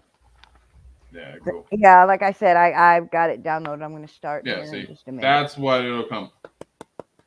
Fan 101. Okay, and I'm not sure what mine. I'm setting up my account right now. It's going through my phone and setting up, so I'm not sure what mine's going to be. But I'll let you guys know so that when you see it, you guys know what it is. Is it still fan 101? Okay, gotcha. Yeah, my phone's really slow, so it's still downloading right now. I got that Sith Empire team, buddy. Yeah, but basically it has all eras of Star Wars. So you got the Mando characters, you got the original trilogy, you got the prequel, you got the sequel, and you even have EU. Okay, so all kinds of stuff. Do I get to pick what character I want to play as? Yeah, so, you'll have many characters. But I meant, are you on like a certain side? Nope. Like, so even if I was like the bad guy, I could still come and be allies. You can actually. This game is cool because you can mix the bad guys and the good guys. Okay, that's what I was. And for all you EU fans, Galaxy Heroes, a couple months ago released Mara Jade. So Mara Jade's in the game. Okay. So yeah, it's really freaking cool. I'm telling you. I got Nate into it. He's like, dude, this game's badass. I'm like, yep. Yeah, tell Nate to send me his code too. Yeah, I'll have. We're on Discord with Nate, so yeah. Amen Faye, what's up, cutie? I I had to do it because he calls everything cute. Yes, I got a Boba Fett squad. Oh my god, it's so cool. Yeah, like I said, I'm just now setting mine up. So, Look at this. You have a collection of characters you can use and upgrade. Yeah. You create your own collections. You can go for these characters or work on certain things. yeah, because that's actually what okay. Ooh, they just said No, my active. Rogero, I don't have a Discord. I used to have one. Hang on, but I will plug your Discord. Beautiful girl, you. Hang on one second. I'm working on it right now. Anyway, guys, I'm gonna get off here because I'm gonna go work Yeah. on this and see if I can get it to where I can do you guys and. Yeah, Christina. That's cool. What? Thanks for Comics Gate delivers. thanks for Saint just got a delivery for the comic books that he ordered. I don't know which ones they are. Yet another one. This is the Blue Bombshell. Oh, for the Blue Bombshell. I don't know if anybody backed the Blue. I've never heard of Blue that, but Bombshell, cool. but Me neither. I think I saw like a thing where I added myself to the newsletter for Mandy Summers like comic that she wrote. I think. Vampire Oh, Slayer. guess who's here, guys? Hey, It's happy birthday, Phyllis. Phil. Oh, Phyllis. so Sorry, guys, I was just leaving. yeah. But you guys have a good day, and we will You talk to too, you later. Christine. Thanks for coming by. No problem. And again, happy birthday, Phil. Yes, happy birthday. Oh yeah, it is his birthday, and it's Tuesday. Happy birthday, Phil. We have to do it. We have to do it. Yeah. Phyllis Sus. Phyllis Sus. That's the name's Phyllis Sus. You looking sus Yeah. there, pretty fella. You looking pretty sus there, Phyllis. That was Christine. Her husband, for you guys who don't know, is Saint Ravage. He has a Twitch channel, and he's when he's not busy with work and stuff, he comes on here regularly. He's a good friend of the channel, and yeah, Saint Ravage is awesome. Actually, let me see if I can plug his channel for a little bit. Hey, I'm trying. I'm in competition with Keely Chow. Okay, so I gotta plug stuff too.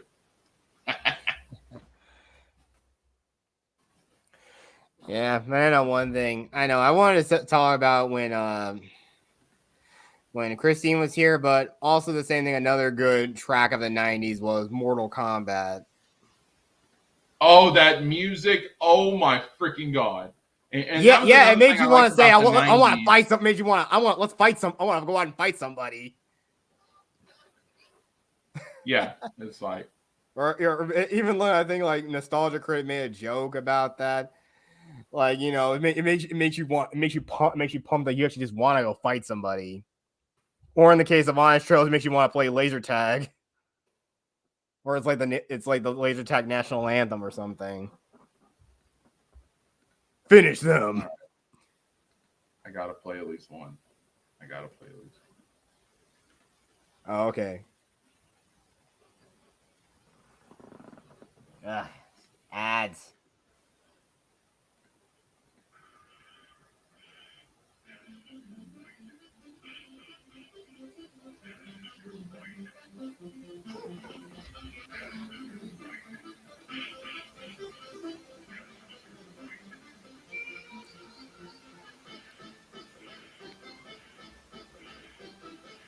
Woohoo!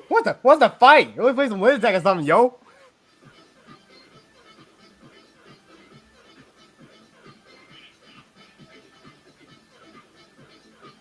I can't come play the whole thing, but I just want to play a little bit of it. Yeah, I know. But again, that was probably the best track of the 90s. I'm pretty sure anyone who had played the game, like if they played it at a nightclub, is like, yeah, that's probably would actually get a bunch of nerds to come out on the dance floor and just do it.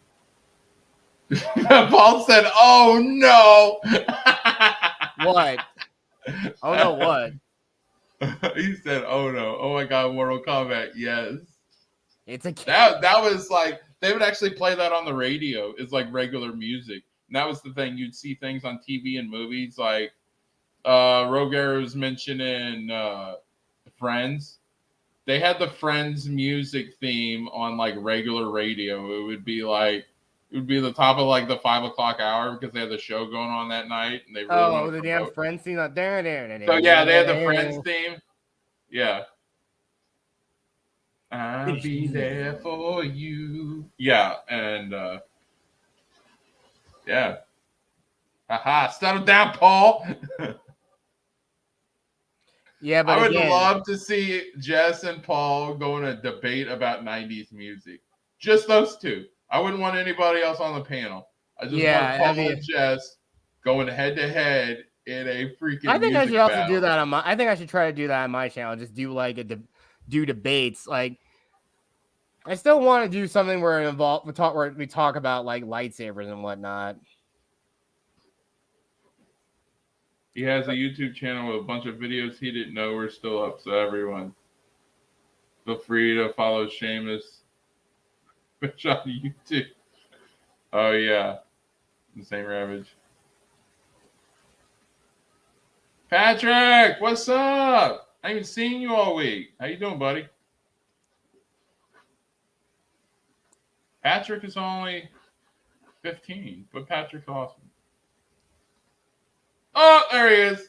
Oh, Hey, I'm in here. It's been a good minute. Someone said he likes the new Star Trek. I was responding. Oh, I didn't see that. What y'all talking about? 90s music? Yes. Y'all talk about grunge? That is one thing we haven't talked about. Nirvana, how could we miss that? Trippy Hawk mentioned that Pearl Jam, so we're sort of covered a little grunge. Alice in Chains. Man in the Box is my jam. Yeah, it's a good song. Oh, I only cover Star Trek because I try to cater to the Star Trek fans. Personally, not really my thing. Yeah, you got a bunch of grunge. Stone Temple Pilots. Then you had like your late 80s, early 90s, like Rage Against the Machine. I think they were like new wave rock. I didn't think they were really grunge. No, but they were in that. They came out with those bands. They toured together a lot and stuff. Oh. Oh, cool, Patrick. Oh my God, Paul and Jess are debating here in the chat. She's like, my musical taste is far superior. Haha, sure. Yeah, sure. Yeah, grunge didn't last long, which is sad. Yeah, brief, wasn't it? Oh, yeah. Like I said, we totally. I mean, we kind of talk. I mean, we should also talk about when because we're bouncing all over the place, which I want to. Yeah. It was. This is my fault. That's almost a whole category in itself, huh? Whole stream. Yes. Yeah. Good thing we got Fade on here to get us back on track. Yes. Trying to think of some grunge bands. Wow, I was in high school during that time. Oh, Rage Against the Machine, yeah. Blind Melon. The only kind of thing that sounds like grunge, at least I can think of, and I know probably people are gonna hate me for saying this, but the only one I can think of is Nickelback. They were kind of, but not. Nickelback came out around that time, right before the new metal sound started. Yeah, new metal. Yeah, that was early 2000s, and Nickelback was coming out right around that time, and they really hit. They came out with a couple hits in the 90s, but like they didn't know. I don't think people knew how to receive that sound yet because it just wasn't ready. But as soon as 2000 hit, and then you had that Nickelback and Linkin Park and everything, then freaking Nickelback was on fire. I don't get the hate for Nickelback personally. I don't either. I know Chad's kind of like a freaking college frat boy. Not really a douche. He's just a kind of a jock. Yeah. I mean, Yeah, Hero was a good song. I mean, a lot of their songs are okay. I mean, but I mean, again, I kind of don't great. What do you mean? Hero Hero is the reason why I bought the Spider-Man soundtrack. And then when it came at the end of freaking Spider-Man 1, yeah, it was awesome. Oh yeah, we talked in sync. Yeah. Who was that? Rogue Arrow said her favorite was in sync. Yeah, and I mean, this is coming from someone who's like. And then someone else said their favorite was Backstreet Boys. Yeah. Yeah, I know. Also, another thing, my sisters really also did love Backstreet Boys as well. They loved a lot of the boy bands of the 90s. And of course, they also did love Spice Girls, which, again, everyone like really was blown away by my knowledge of the Spice Girls, apparently. Also, Snoop. Paul says I don't like that band. Yeah. Snoop Dogg hit his stride in the 90s, man. Oh, yeah. Sorry, guys. He's like, you love Nickelback, Paul. Don't lie to the people.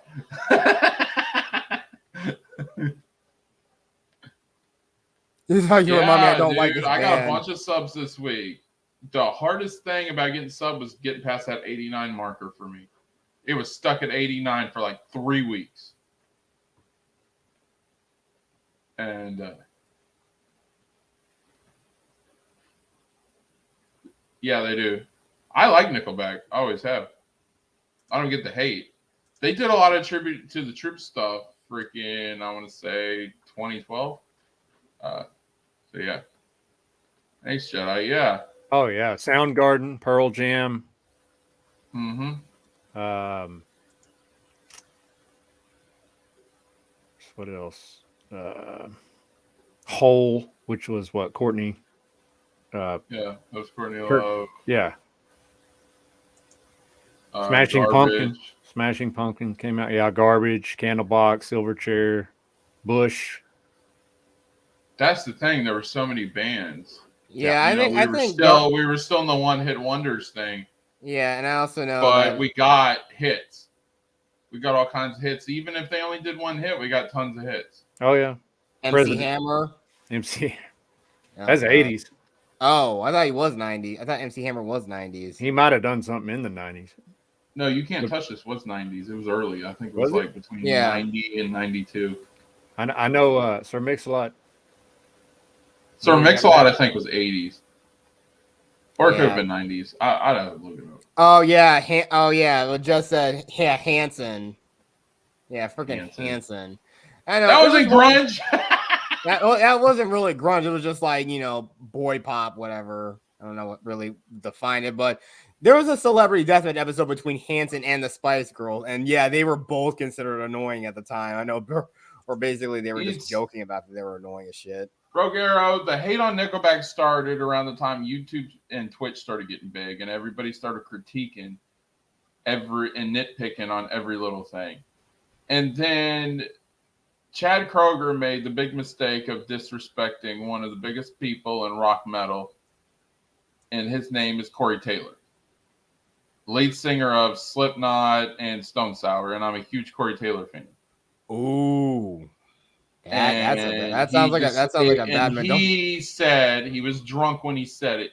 He said that Slipknot is Nickelback light. Oh God, that. In which one, it's a really bad comparison. Yes. 2, freaking, it's inaccurate as hell. The Slipknot is harder than Nickelback. Sorry, I gotta say it. And then everyone anyone who's a rock fan or a musician has nothing. And I've played with Mick of Slipknot before, and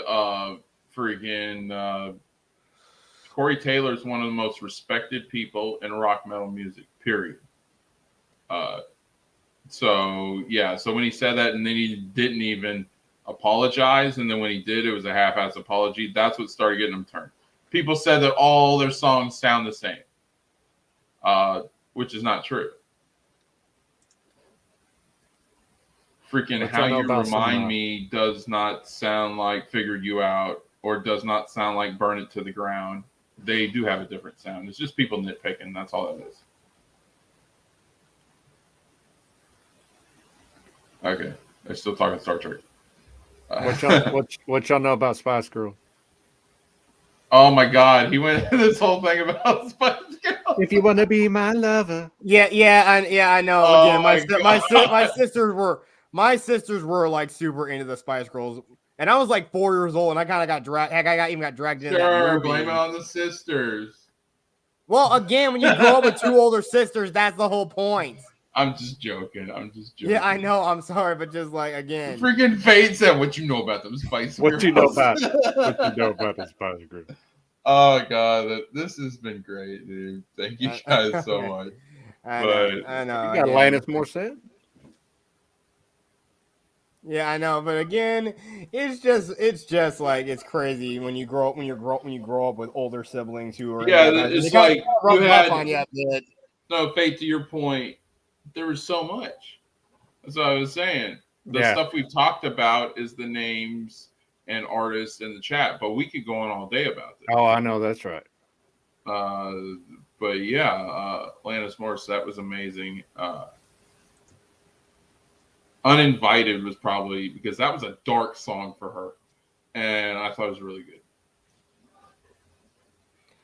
And it was off the City Angels soundtrack, which is a movie that had Nicolas Cage and Meg Ryan in it. And even though I've never liked any of Meg Ryan's work, I'm a huge Nicolas Cage fan. So I still can't believe. I think they even tried to put Nick Cage in the Matrix. alrighty, time for work. All right, Jess, thanks. Be kind, everyone. Thanks, Jess, so much. Had a blast. Thanks for coming on. Yeah, till next time. But appreciate all you guys. Yeah, but if there's any other 90s music artists you want to mention real quick.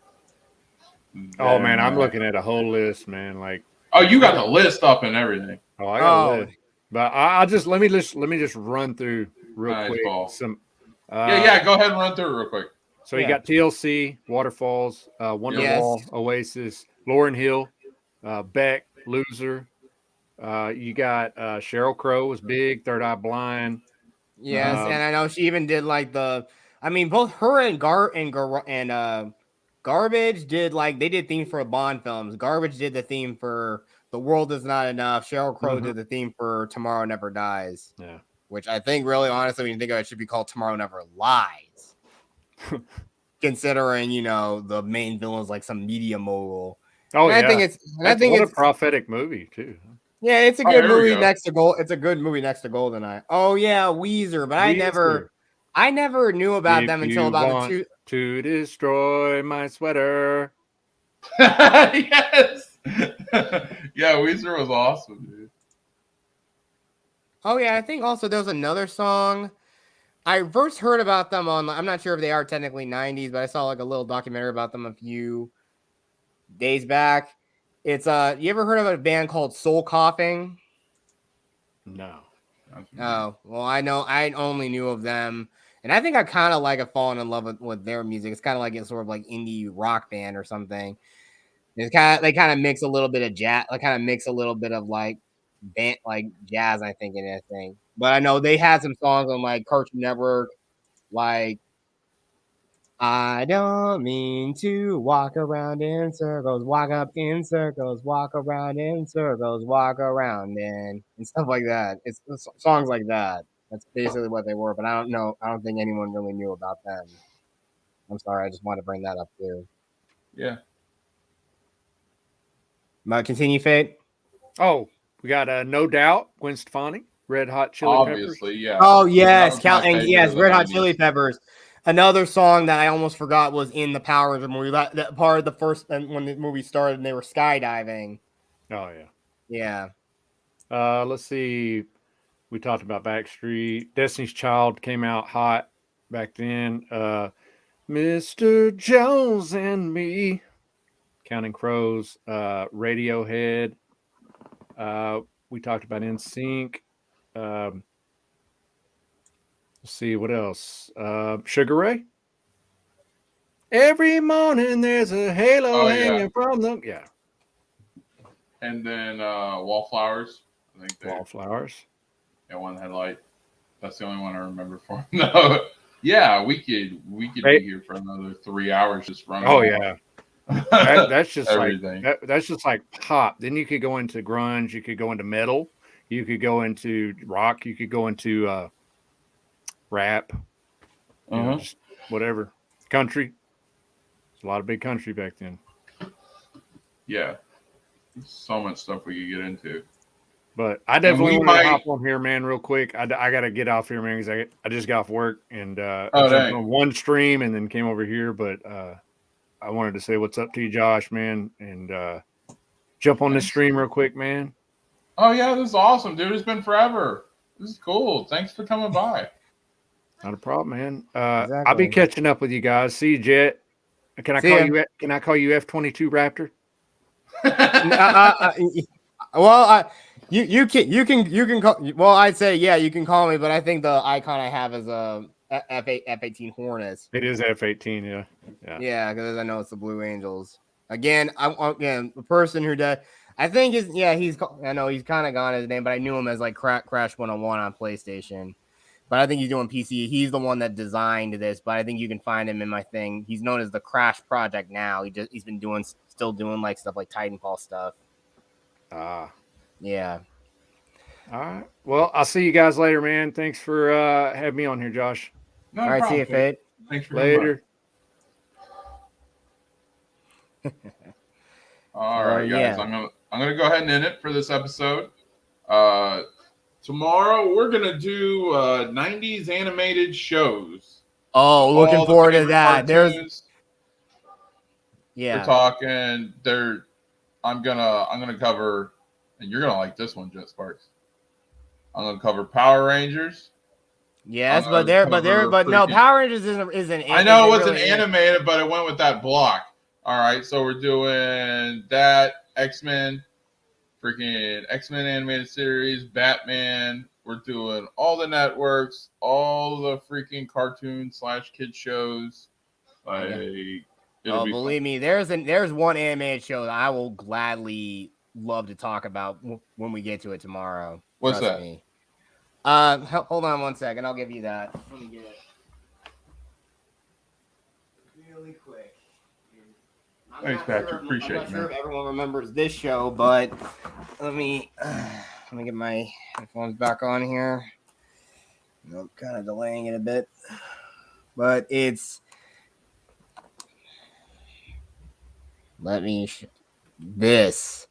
This show was the bomb. That's Wildcats, dude. Yeah. Yes, I cannot wait to. I so want to be able to talk about that. Yeah. We'll definitely be that. I'm trying to reach to a couple panel guys to come on. So Jeff Sparks wants to be here for that. At least I got one person, and that's all I need. But thank you, every single one of you in the chat, whether you're new or been here for a while. I love all you guys, and thanks for the support. Definitely always appreciate that.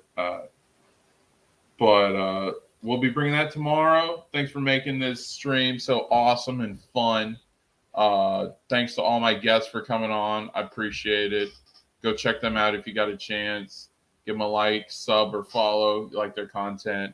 We'll see you same time tomorrow. And you guys take care and have a blessed day.